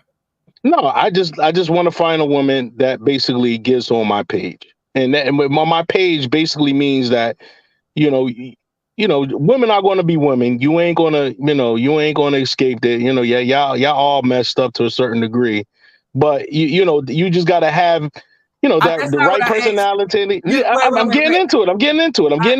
No, you're deflecting. He but wants I'm to be a leader and cannot articulate himself. This is amazing. Because you haven't named out anything that really defines character. Not one characteristic was named, but he wanted to be a leader. What you've identified is some of these common talking points. Like, listen, I don't really care about all that, what she does as far as, she doesn't have to be super educated. Her telling me about her education and everything else is like me telling her about my shoe collection. Who's surprised? Let me submissive, coachable, feminine. You can't get no better than that, man. I can't explain it no better than that. Hold on. That's everything that you can buy. That's everything that you can buy. Let me give you. Hey, maybe I gotta purchase it then. When you think of a woman of principle, say for instance, for me, right? One value that I have in life is reputation, and so I honor that value of reputation by being a woman of principle, which means that in terms of like my reputation professionally, I charge my clients what I say I'm going to charge them. I hold myself accountable if I slip up or I don't do something that I said I was going to do. That helps me to protect my reputation, my value, me doing that. What type of principles and values do you want to see in a woman? That's what I'm saying. I mean, I can say similar. I mean, to a certain point, I don't want a woman to have, 10,000 bodies on her or nothing like that. Okay, but that's not what I'm talking about. I use reputation as a value. I mean, value it's like a car, y'all. I don't want all the miles, just like, it is what it is. So this is what, so Ashley, I'm doing this. Low mileage. Hold on, I'm deliberately asking. That's not a character trait. Because this goes. Yeah, it is, because if she sleeps around, she's no good. You know what I'm saying? Wait. This goes back to what I was saying about the attachment styles and about people tapping into inner self, what they value, what their principles are, and them knowing who they are versus allowing society to dictate, what makes them a real woman or a real man, and this is what you should want and need out of life. Like these talking points, if you're not careful and you digest them, it will make you lose clarity on you finding out who you are as a person. Okay, if I say I want a woman that's submissive, coachable, and feminine, those are not characteristics. No, but what I'm telling but you got to answer the question: is it or is it not? You never heard me say they were not, but I asked you what else. Those are not character traits. Those are not feminine. Being feminine is not a characteristic trait. Oh my gosh! I asked you what else. Being feminine just means being a woman. I'm just saying, Black Trump. How old is this man? Just somebody who been in a long term personality trait. It's not a character trait. I think what you guys are maybe but you want somebody with a good attitude. You want somebody that got these, that stuff together. You want somebody that's loyal. You want somebody, you want all the typical thing that every man wants. I mean, it is what it is. But you just said you were different and you're not the typical man, so you should want more. Let me ask this. Let me say something. So I think the breakdown in communication is coming from, I think what you guys are trying to figure out is, what does he want in a woman that doesn't connect to what she does for him, right? So men are always talking about submissive, getting on my program, all these things. Outside of that, what do you want in the wife that you will have in your life, that you will spend the rest of your life with? Yeah. Who is she as a person? That's most what men just want to control the rules. So that's just bottom line. It's not about literally. That's exactly. Darwin, I wouldn't say it's that, but it's close. It's close. You're close. You're not too far off. You're not too far off, dog. You ain't too far off. You ain't too far off, but you're close. You're close. You're getting warmer, yo. You're getting warmer. If you are a person, you will not stay in a long-term relationship. If you are a self-serving person where you identify the value in somebody else solely based on the fact or how they can serve and do for you, you will not last in a long last. Well, guys, you got to understand. You keep saying, you always keep trying to put it on the man, but it's a woman. Take for instance, there's a woman that's gorgeous, nice body, and just got everything going for her. Why she got all that going for her, but she can't keep him in? It's the same thing. A lot of time it's not about looks. It's about the person. You missed what I said. I said self-serving individuals who base value on the other person in the relationship solely based on what the other person can do for them will not stay in a long-lasting relationship. I don't care if you're a lesbian, a gay person, a heterosexual, black, white, purple, green, or gold. That's it. If you are I say this every week on this show, if you are selfish and you're only looking for things to serve you, stay away from marriage. You ain't ready, boo. You're not ready. That's fine. I mean, I could keep, being single. I ain't got a problem with that. I'm good. I'm Gucci. Let me break down the character traits of what it is to be submissive, because this is really what he's looking for. A woman that has conflict avoidance, a woman that has a painful past, a woman that has a discreet personality profile, a woman that has a tendency towards shyness, a woman that creates bonds of dependency, a woman that lacks assertiveness, a woman that tries to satisfy others, nonverbal language contracted, a woman that says they feel bad relatively often, and a woman that doesn't speak a lot. That's the character traits of submissive people. Oh my God. That's what you want. Nah, that's not entirely true. It is, and it's from a psychological website where I, they I don't care dive what website into. you went to. I mean, listen, So then I you have have listen. issue with facts. This is the major No. problem with Listen. you. You Take have for instance. issues with Take the for instance. factual. I have an aunt who's very submissive, and she's very submissive to my uncle, right? And we all see that. Now, don't get me wrong. She don't take no shit. He can't go out there and be messing around with a whole bunch of women and shit like that and think he's going to be screwing women and come home and that's going to be okay. No. There's still boundaries. Messing around with a little bit of women, just not a whole bunch of women. Not even a little bit of women. I mean, Oh, she's kind of, cause she gets it in. She kind of on the cray side, but she cool. She's very submissive though, right? So we all see that, like how she cooks him dinner, brings him his plate. How is she? Does all the huh? How is she cray if she's submissive? Oh, because one time he was talking to this girl. We was over at a restaurant. He was talking to this lady at the bar, and the lady was getting a little flirtatious, feeling on her arm, and the way she went up and got in his face and got in the girl's face, he was like, "Yo, all right." And that's submissive? Auntie Liz ain't nothing to fuck with. Submissive is cooking and cleaning. Yeah, she does that. She does that. She cooks, she cleans. I do that too. Cooking and cleaning is submission. That wasn't any of the characteristics of the personality traits that I read for submission. See, the reality is what these men really want is broken and damaged women Oh that my are going gosh, to right? Oh, you want broken and tremble in damaged their women? That's shadow. not true. Oh, come It on. is shadow. It is true because Oh, I have God.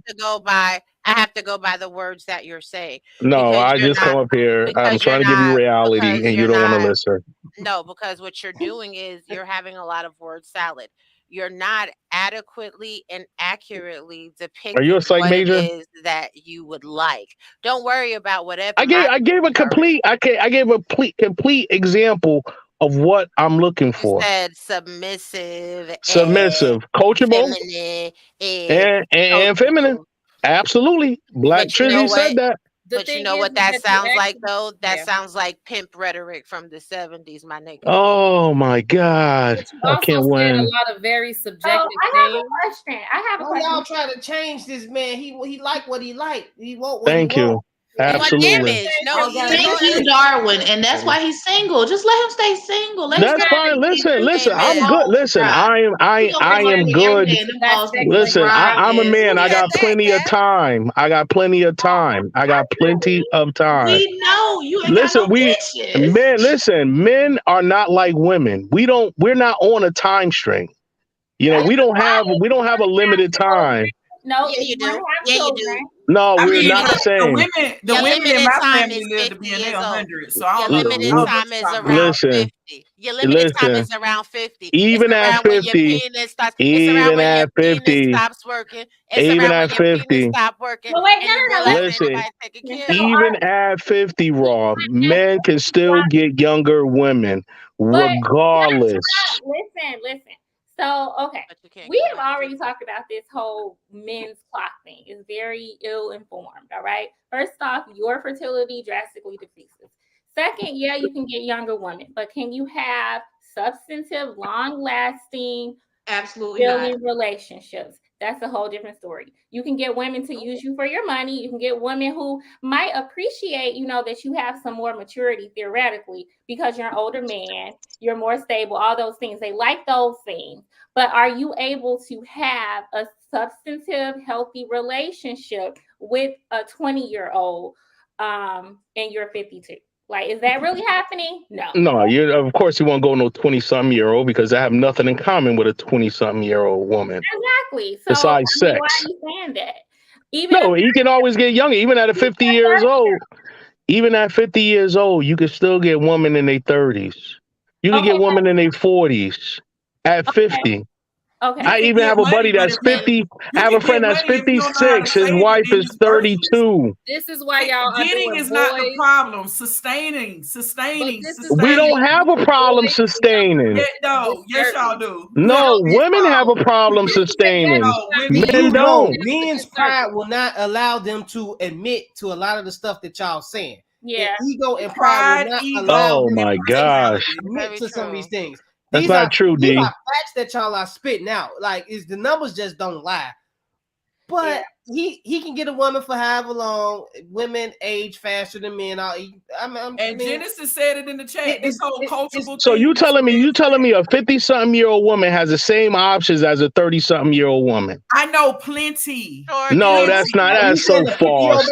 Stop it.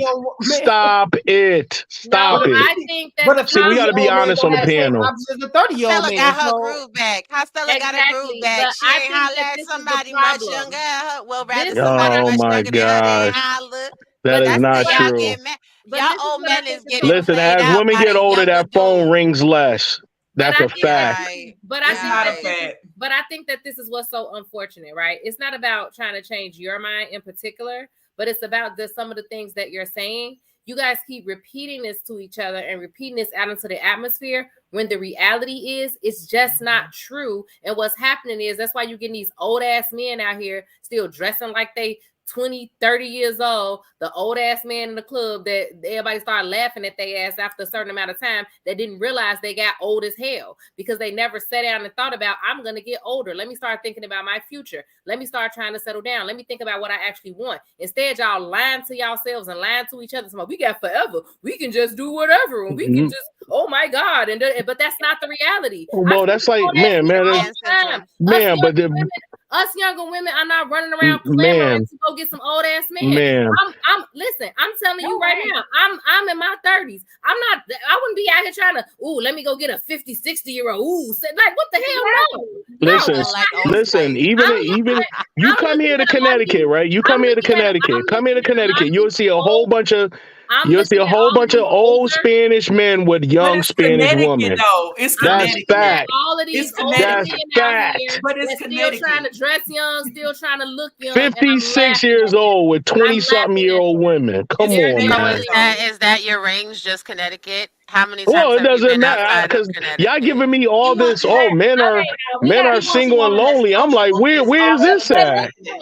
Everywhere. But here, I think you're kind of proving the point, though. Let's bring it back to the question: why is there a rise of single and lonely men?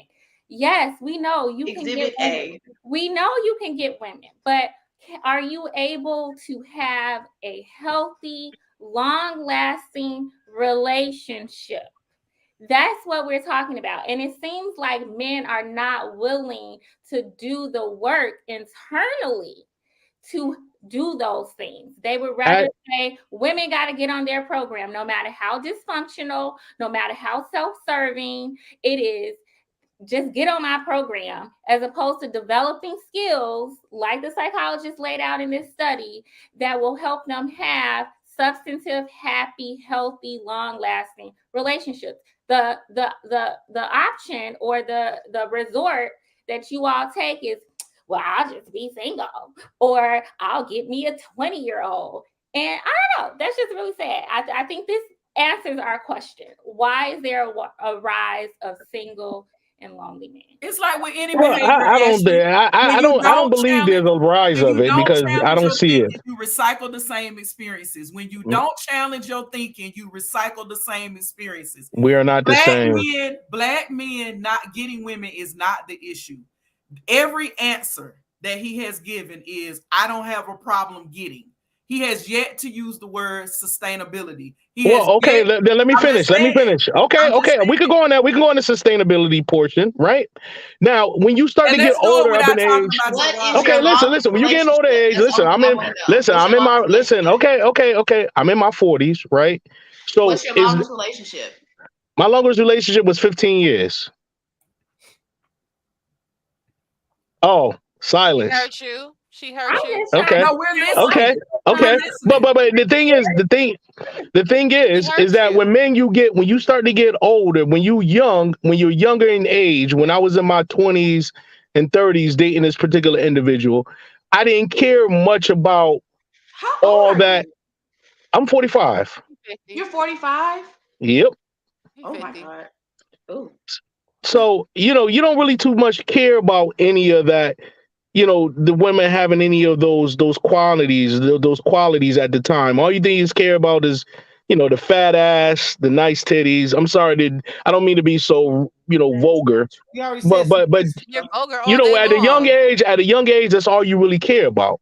So as I started to get older, this particular individual I was with, it was like, okay, well, what else are you bringing? Like, what else do you do? What else is this? It you ain't trying to do anything. She wanted to get married and shit like that. But I'm like, yo, you ain't showing me any qualities that a wife should have. You Right. ain't talking about And a that's But one girlfriend. of my things is I used to party a lot. I used to go out to the talking about a clubs. We start doing that. So you get older, you like, yo, listen, I'm in my 30s now. I don't want to do this No, anymore. I'm just happy You talking you're about being a girlfriend, not a wife. I'm just happy he's being honest about that because Me too. like it's so You funny dated a girl for 15 that years when and you didn't have marry her? Yeah, listen, and it was hell when we broke up, man. She almost had a fit, yo. She was like, I wasted her time. I wasted 15 years of her life, yada yada yada yada yada. And I was scared. I was kind of scared. I ain't gonna lie, yo, because I didn't know how she was gonna, she was gonna retaliate. You had What other did you women. learn from that Did you have relationship? other women? Right. Black Trump, what did you learn from that relationship? Hold on. Did you have other women, Black Trump? What, during the time I was with her? Yeah. Oh man, you gonna call me on the carpet like that? So it was not a real Yeah. During in the early 20s, yes. I'm not gonna lie. I'm gonna be honest with you. Yes, And that's why I she did. said you wasted her time because she really wasted her own time. Let's just be real. She wasted her own time. Yeah. And I'll take responsibility for that. Fuck it. I'll take full responsibility. 15 years. A man knows way before 15 years if he go marry somebody and settle down. Absolutely, and you're absolutely right. You're absolutely right. I'm not going to deny her that. along and you used her. Yeah, I wouldn't say that. I wouldn't say. I wouldn't say quite that. Honest, we gotta be honest. You gotta be honest. I mean, if you was sleeping around, I think I just dug myself into a rabbit hole here. No. If you was sleeping around on her for 15 years. No, it was not 15 years. Raw. I said in my 20, in the early time. Okay, guys, let me explain. Black Trump is not bad here. My bad. I'm not that bad. I'm not that bad. We was all bad. How long was your exclusive? Right, in our 20s, in the early 20s, yes, I was. But as time went on, I was loyal. But it got to the point where I was just like, okay, there's nothing. We ain't growing, yo. I'm not growing with you because after you stop dating all the women, you finally get time to yeah. Fuck it, I'll be honest. Yeah, you're right. Because we need this dialogue. They be wanting leadership roles. That's the trip. They really come up here. I be a leader. Hey, listen, I spilled my guts up here and I'm getting ridiculed. I'm not trying to ridicule you. I'm trying to ask you some serious questions. I spilled my guts up here, yo. You know what I'm saying? You was out here playing around for 15 years and then you started to narrow it down. Miss, I never said 15 years I was playing around. It says in my 20s. It's not 15 years. It was like 6 years. And then you 6 out of 15 down until you got narrowed down to her, and then she also got kicked out of the running. That's what happened. Something about you was dating for 15 years. I take the L on that. All right, all right. That's what you want me to do? You want me to take the L on that? I'll take the L. Yeah, but I want you to really look at this so you can start to maybe examine yourself and your Oh my God, it's self-examination. It's self-examination time and full accountability. Okay. You took 6 years. You took 6 years. And I should have kept it to myself, yo. But go ahead. Listen, you took 6 years in the foundation of your relationship and you caused repeated trauma to this woman. Well, she didn't know about all the things I cheated on her with, but she knew about like 2. Right. So you caused trauma because trust and believe, even if she didn't speak to you about it, once a woman identifies a pattern of maladaptive behavior in a relationship, she always knows that pattern. So every time you cheated on her, she knew. So you caused repeated trauma to her for a period of 6 years, and then you strung her along using her to fulfill the domestic chores of your life while you had no intentions of progressing that relationship with her. And then you have the unmitigated gall, the mendacity of it all, to come on YouTube and tell people how they should and should not comport themselves in relationships. Are you serious or not? Guilty. Guilty. So hush it I up. appreciate you Guilty. the transparency. And Black Trump, what'd you learn about yourself in that relationship? What'd you learn I about was yourself? fucked up, yo. I was fucked up. I ain't gonna lie. But it was a.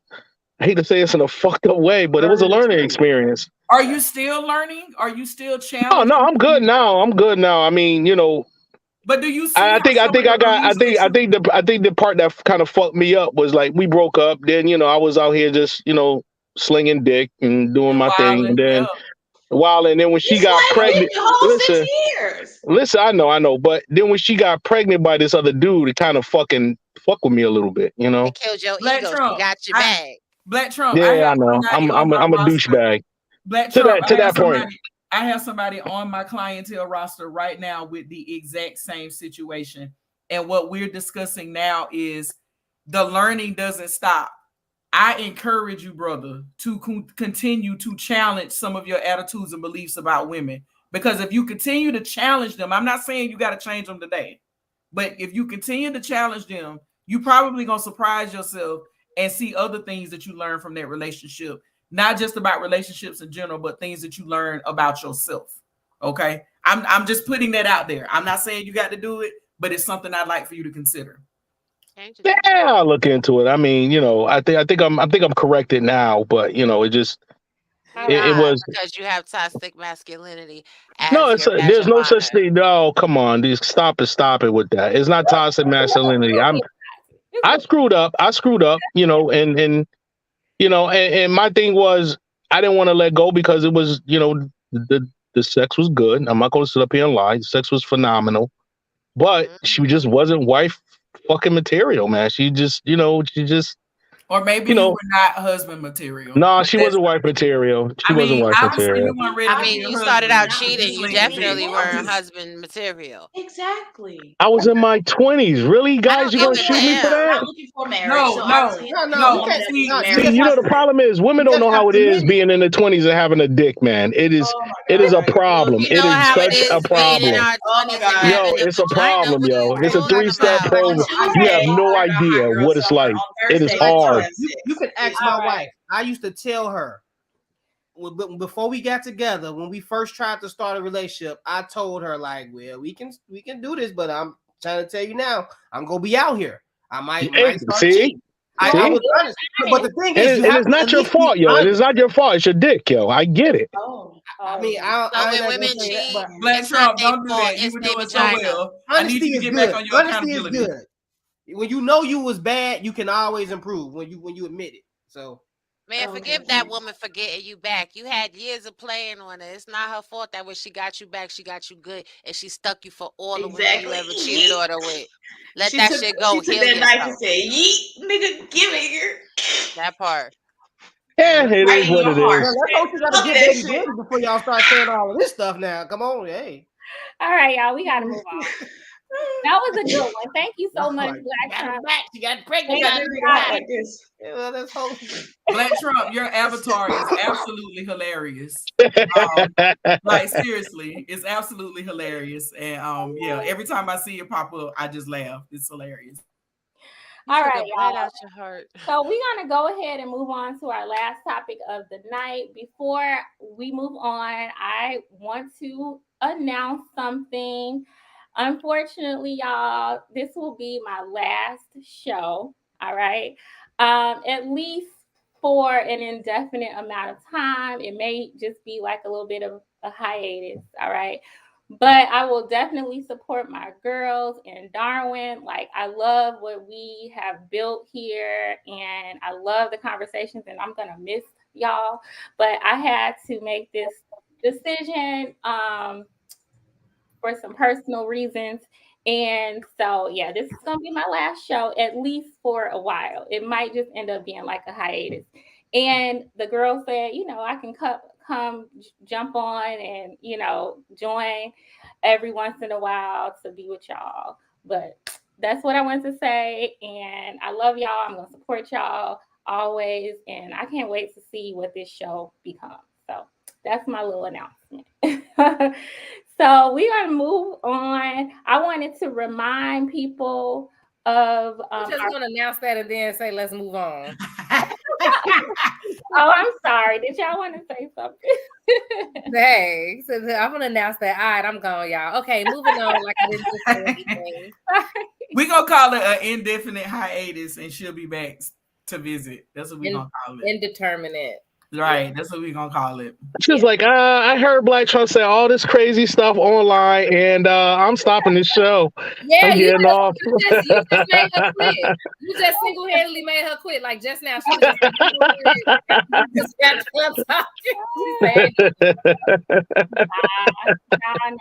She's like, Look, we need to put a do poll this in anymore. the chat. We need to put a poll in the chat. Those of y'all who don't want Ashley to go. No, we're gonna miss you though. Yeah, I'm gonna miss y'all too. I am. No, but you know, I'm gonna be tuning in. Order because it's about to get. They really gonna be lit. They really lit. No. What we're gonna gonna do happen? is, What's gonna in happen? Candace's words, we're gonna be doing the Lord's work. That's what we're gonna be doing. They're gonna get on the right program. We're gonna be doing they're the gonna all Lord's work. be Supreme Super Saiyan wives. Oh when Lord. you get back, Ashley, they are gonna be submissive. They're gonna be silent. If a man is speaking, they're not gonna be talking. If a man is not speaking, there's not gonna be any talking up here because it doesn't. Damn, girl, you getting it right now. Shit. You learn. My girl. Blessed be the fruit, praise be. That's all I got to And if they say. cannot get in line, we'll be having auditions phase 1 for the insubordinates. Okay? So, ladies, if you are a Supreme Saiyan wife, only if you are. If you cannot be a Supreme, please. If you cannot afford the 1800, please don't. bring your broken ass up here. Black Trump said he gonna pay the 1800 for me. That's funny. You was my girl. You were submissive and coachable. I'll pay it. See, Black Trump, I know you want me to be your girl. I know you want me to be your girl, but your that's one thing. That's one thing my ex-girlfriend can never complain about. I always did for her. Always did. She was always good. I will say to Black Trump, for real, in all honesty, despite my hoish ways in the past. That is the fastest way to get tricked. The way I just flipped just that quickly is the fastest way to become a trick. So, here to here, if you don't want to be a trick, don't be so easily swayed. Because it's not hard to just put on the submissive, talk. It's not hard at all. Right, hey, listen, I'll buy into it as long as it's going. Yeah, I'll buy into it. But as soon as it stop, I'm out. Well, if that's the case, then we'll be expecting I'll your buy into it. Fuck Cash it. App. Ashley, put the Cash App up since money's not a thing. Yeah.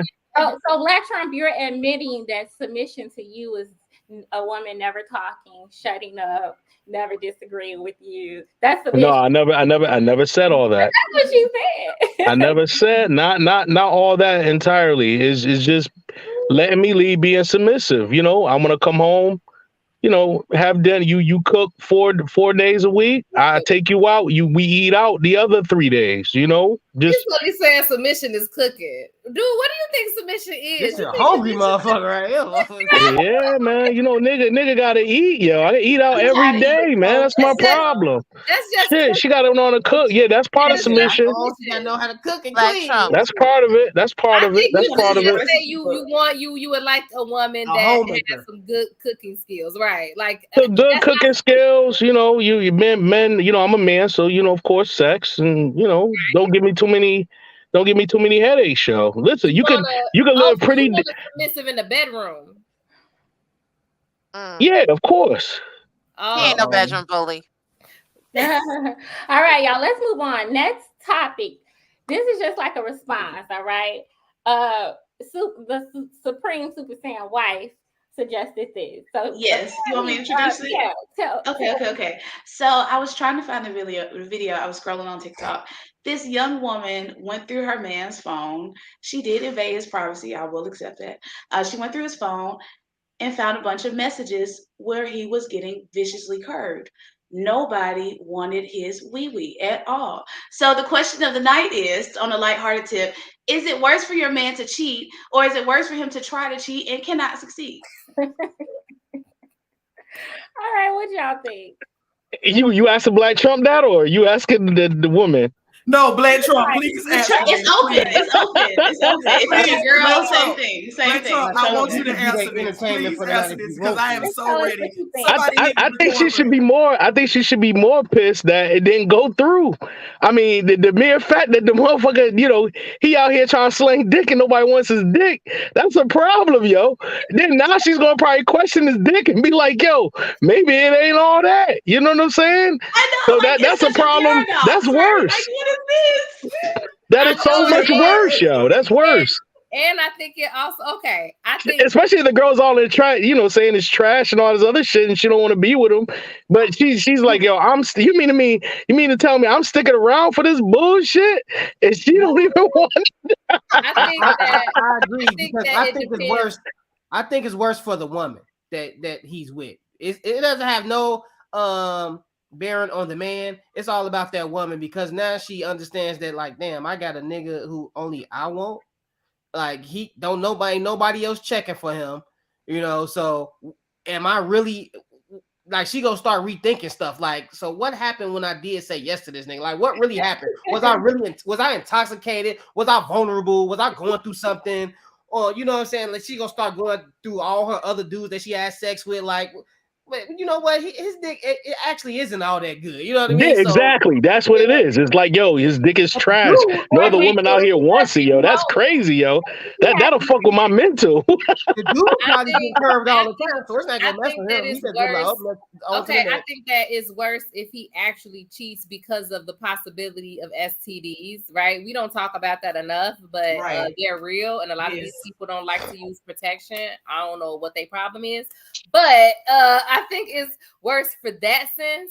But if we take that part out of it, then I think that just the idea again of him out here shooting his shot, and it depends on how he getting curved. Like, if he just getting roasted, like, get your old crooked hairline. Like, if they just like going in and you just be like, and then you No, it was worse. He was like talking to himself in these bitches' inboxes. He was like, hey, beautiful.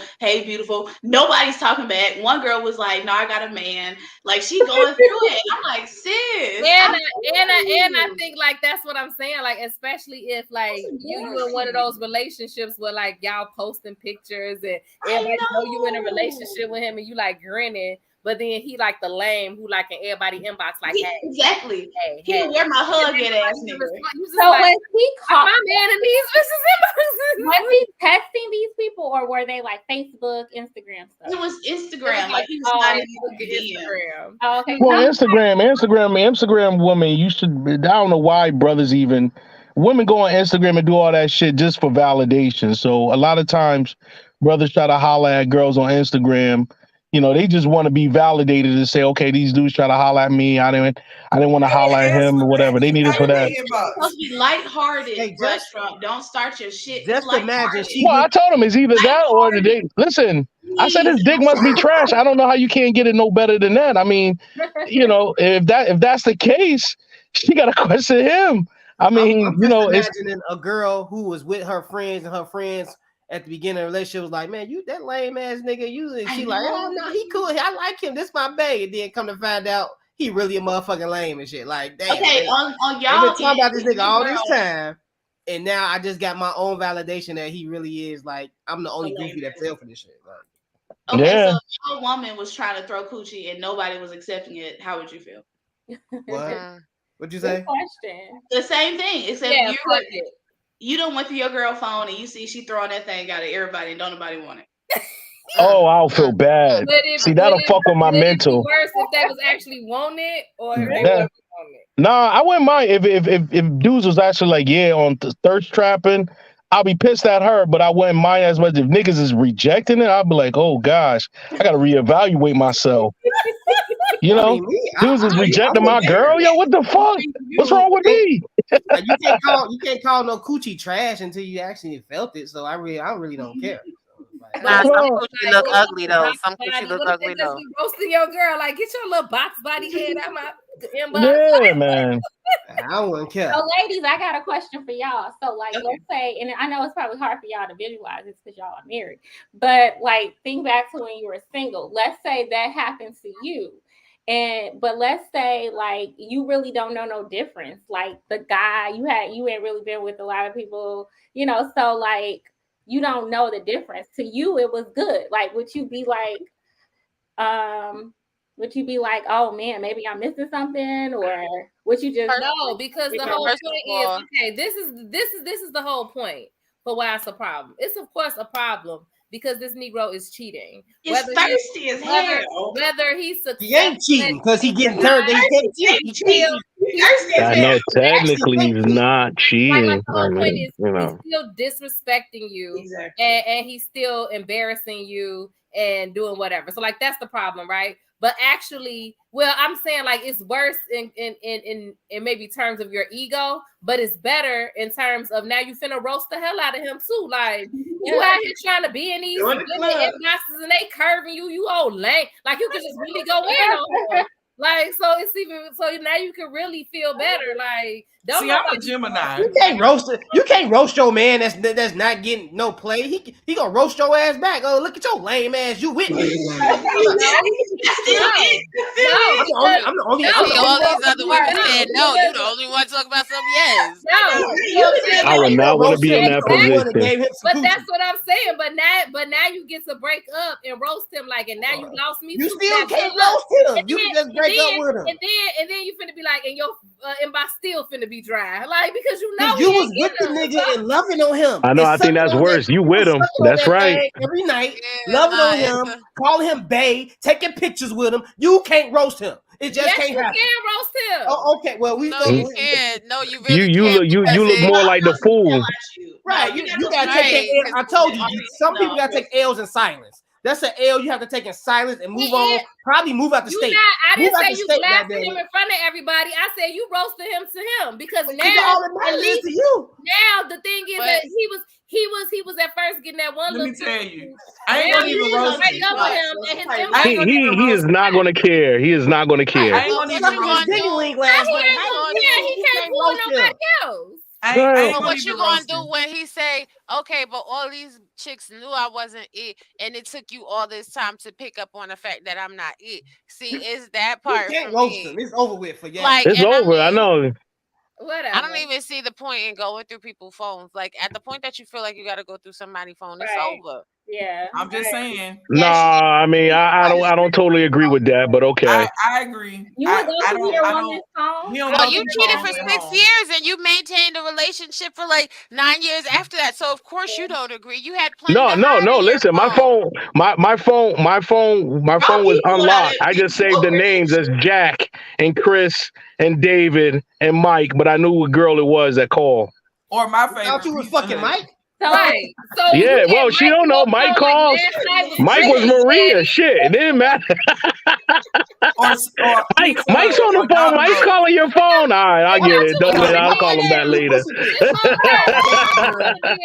He's sending me pictures of his girl. We do that sometimes, baby. Shit, I was terrible back then. Woo. Or the latest one, spam risk.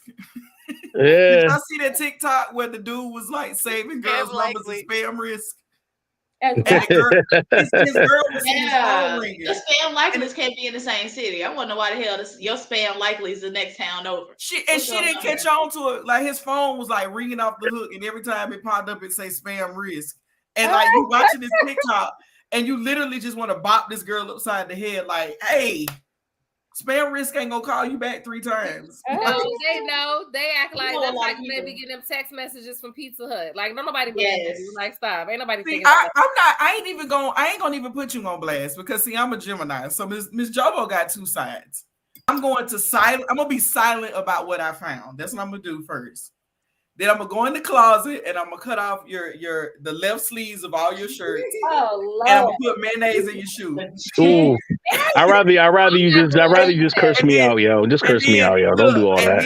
And then I'm gonna get up and I'm gonna cook for you. That's what I'm not doing none of that. Breakfast for you. You all right, I guess. And I'm gonna serve you food. And I'm gonna say I don't know who more sorry I don't know who I feel more sorry for, you or me, because I'm with your ass and now you done did something like this. Get the hell out. Like that's, I can't. But hey, listen, ladies and gentlemen, I gotta run because my phone's about to die. When you gonna cam up that Trump? When you gonna I came up next one you have, I came up. Yeah, y'all No, got. you're not gonna be looking like a treasure trove. Listen, Raw, if you do the panel, you do the panel. I came up on your panel. You know you ain't gonna let me on without doing it. I'll do it. I don't care. I don't give a shit. Yeah, you better come correct, homie. Thank you for coming. All right, thank you. All right, take it. All right, I ain't doing none of that. I'm going up there straight, You gotta have rugged the and same raw. haircut Black Trump got on the avatar. You can never be raw. You gotta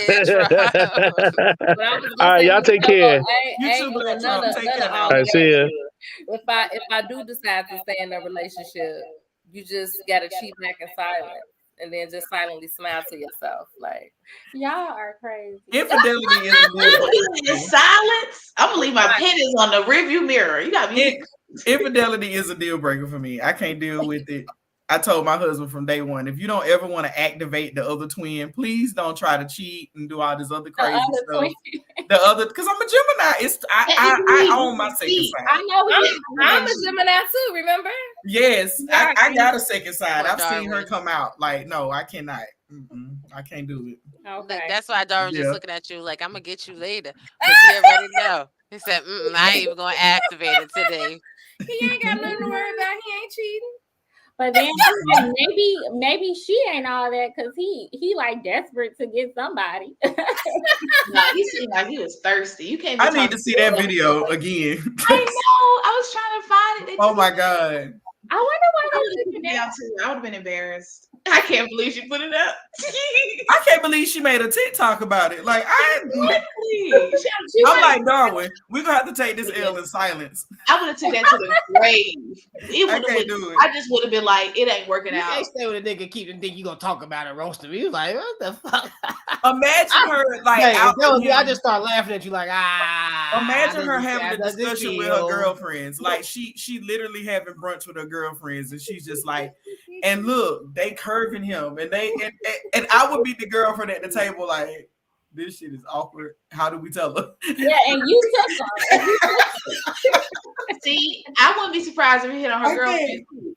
Because they'll be the type like, girl, well, he was in my DMs too, but you know you loved him, so you know we just let you do it. Oh, would you tell your friend? Would you tell your friend if that guy was in your inbox? Ooh, yep. Depending on how long they've been dating and how strong out she is. Oh, I'm telling. Oh, I'm gonna tell. What about your husband though? What you tell? Hey, hell yeah! Now, if y'all just started dating like 6 months ago, probably like. No, I'm telling regardless. That mean you ain't. Yeah, I mean your coochie ain't shit. If a nigga is trying to talk to your friend behind your back, your coochie ain't shit, really. Nah, that's not what that means. That means that means you the friend with the fatty. That means you the friend that, you know what I'm saying, they be being too friendly or smiling in your face. They done had too many conversations with you and they didn't feel a little comfortable and they think they could press on you. Yeah, right. Who wants that type of control though? I would feel if I try to talk to my wife friend, that's control. Like, yeah, now you got to buy me this. You got to take me here. I tell them, I ain't let nobody get me like that. It's over with. You're not about to have that type of control over me. I don't care how long y'all been together. I'm somebody's wife. I'm telling. I'm sorry. I feel like they got me right where they want. I'm telling. I have been put in this don't never tell because she gonna turn on you. And I that's what I be scared about. And go on about your business. Yeah, that's exactly what I be scared about. If you a dude I know and you have brought this chick around us, like in my because this situation happened to me. I seen a dude like hugged up in the parking lot in somebody's car. A dude I know that was at the time dating somebody that I know. And we went out, you know, like a couple's date or whatever. We all vibing like, oh, I really like, you know, your new girlfriend. Yeah, it's getting serious, whatever. And then not even 2 weeks later, I see you in the parking lot with another chick. You hugged up. Y'all look like y'all either finna do it in the parking lot in the car or y'all have done it. And you locking eye contact with me. And you looking at me like his eyes were reading, please don't tell her. And my eyes read back, I am telling her, like, you ain't getting away with this. Like, no, I ain't telling nobody shit. Yeah, I feel like I would try to scare the person to make them tell. Like, you better tell them, or I just wouldn't want to be the one to break. Yeah, you wouldn't tell you wouldn't tell your guy friend if you found out his woman was cheating. Nope. You would. Hey, I tried. Hey, listen, I tried that one time, and a close friend. I'm talking about close brothers.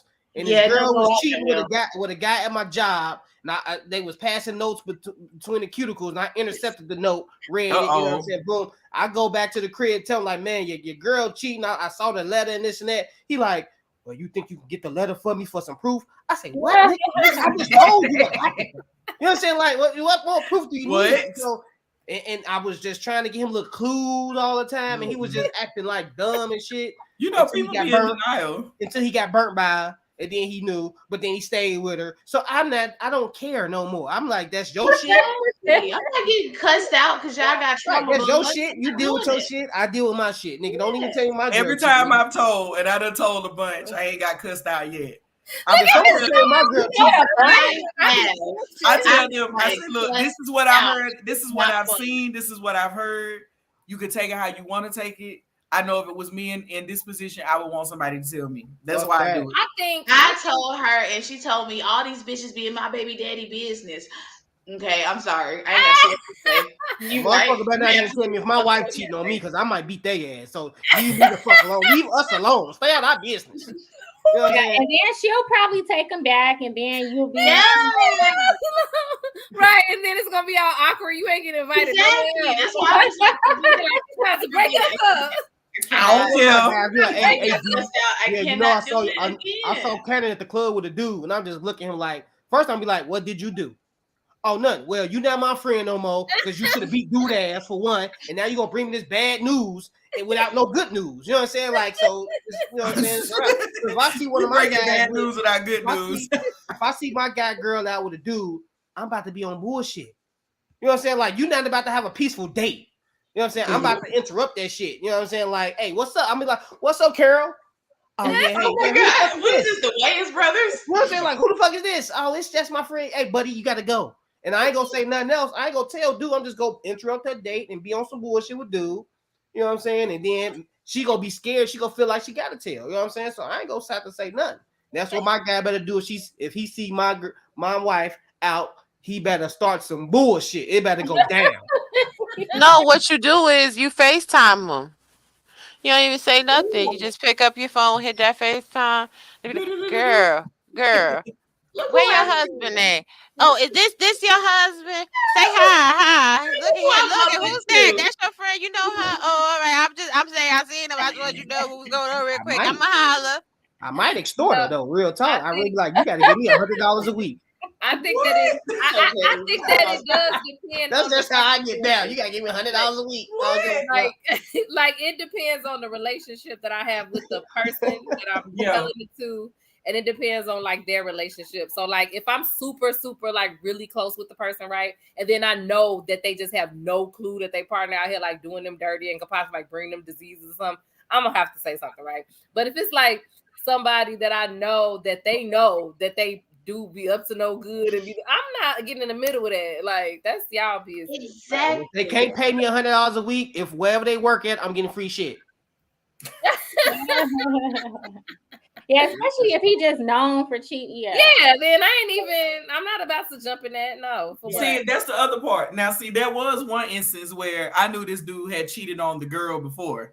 And I was like, somebody in our friend group or whatever. And I was like, I don't know, this girlfriend seemed like she crazy. And so I said, but then I was like, I'm going to say it anyway. When I told her, she was like, oh, I know he trifling, but what he don't know is I'm trifling too. You want to play games? I'm going to play games. And I'm like, okay, I'm going to let y'all have that. Like, exactly. Let y'all have that. Like, that's why I say I feel like it's, I mean, there are some few situations where I feel like people are like extreme narcissists where they could really put on this mask and crack. But I feel like most people be knowing. They be knowing. They know they partner. They do. Yeah, I agree. All right, y'all. We're gonna go ahead and close out. So let's go ahead and share our famous last words. So famous last words. Y'all know how it go. Famous last words. Come on, we can't get off yet because it's too. You trying to leave? I know, right? First of all, Ashley will come in next week and be like, "Dang, y'all forgot about me." Wait, what you say? You're gonna come back next week and be like, right. It's gonna pop right up on the screen. Like, exactly. And look, we just gonna act like ain't nothing ever even happened. Like, Right. Ashley, oh my God. I know. I'm not even gonna be able to watch next week because I'm gonna be like, I want to go there. All right, I know. But all right, Fan, who wants to? Kenny, you want to go first? Ashley is with us, so it's not gonna be the same. Not forever. We're gonna miss you. Good night, y'all. All right. Ashley, you should go last. Her. Yeah, I'm sorry. I didn't mean to remove her. All right. Supreme Super Saiyan wife. Famous last words. Like Cannon said, we are so sad to see you go, Ashley, but at the end of your hiatus, you will have a panel of Supreme Super Saiyan wives. I'm telling you, that Cash App is going to be dinging. Workshops are going to get paid. Black people are going to get married, okay? Black people are going to be getting on that program and being comfortable. All right. And we're going to have a whole panel of women doing it. All right. So don't worry. I'm going to get them in shape because I know that's why you don't want to be here because they don't know how to act. Y'all are crazy. All right, Robbie. I'm gonna miss Ashley being on this show, but I can't wait for her to come back and forth with her cameos and stuff. This is always a good time, always great conversation. Y'all make sure y'all subscribe, and yeah, that's it. Lord Jesus. It's the petty for me. It's the petty for me who is playing it.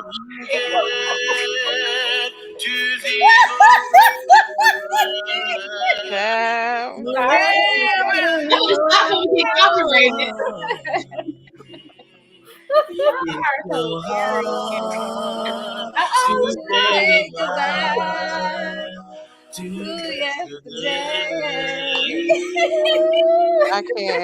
I can't.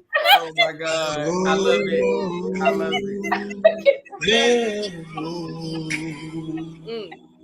Is going to leave me. All I know is where we've been and what we've been through. Get it back. Maybe yet to see tomorrow. All the way. It's so hard to say goodbye to Ashley. I love it. Thank you.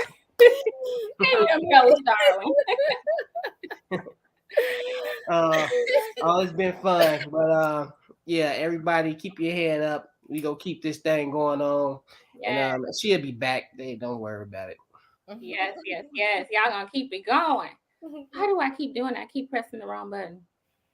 All right. I think we need for Jobo. You last.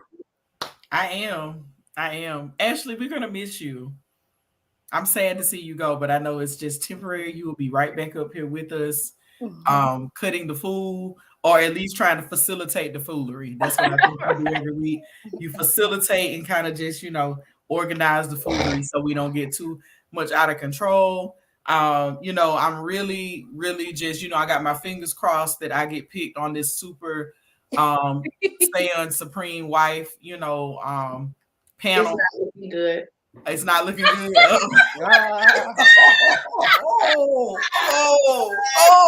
Shots fired. But no, last words. Just like I said before when I was speaking, if you do not change the way you think, you will recycle the same experiences. Awesome. Thank you so much. All right, y'all, I'm gonna say some last words. My last words for a while. Basically, hold on, let me put myself up there.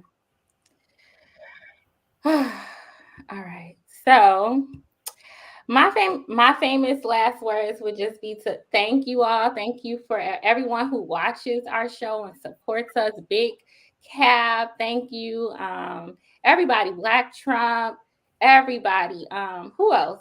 Robbie, thank you for coming. We got Genesis who stops by a lot. Rilla. We may not always agree, but I appreciate it. I love the conversation, and I'm gonna miss y'all so much. I'm gonna miss y'all. I'm not gonna be able to watch next week. I'm gonna have to like watch it after the show or something because I'm gonna be like, I want to be up there too. But I love y'all, and I thank you all for understanding like this. I thank y'all for that. So, all right, y'all. That's the show. Show number 42. I cannot wait until like we just blow up, right? I cannot wait. Show number 42 is down. All right, y'all. I'm gonna go ahead and close out. All right.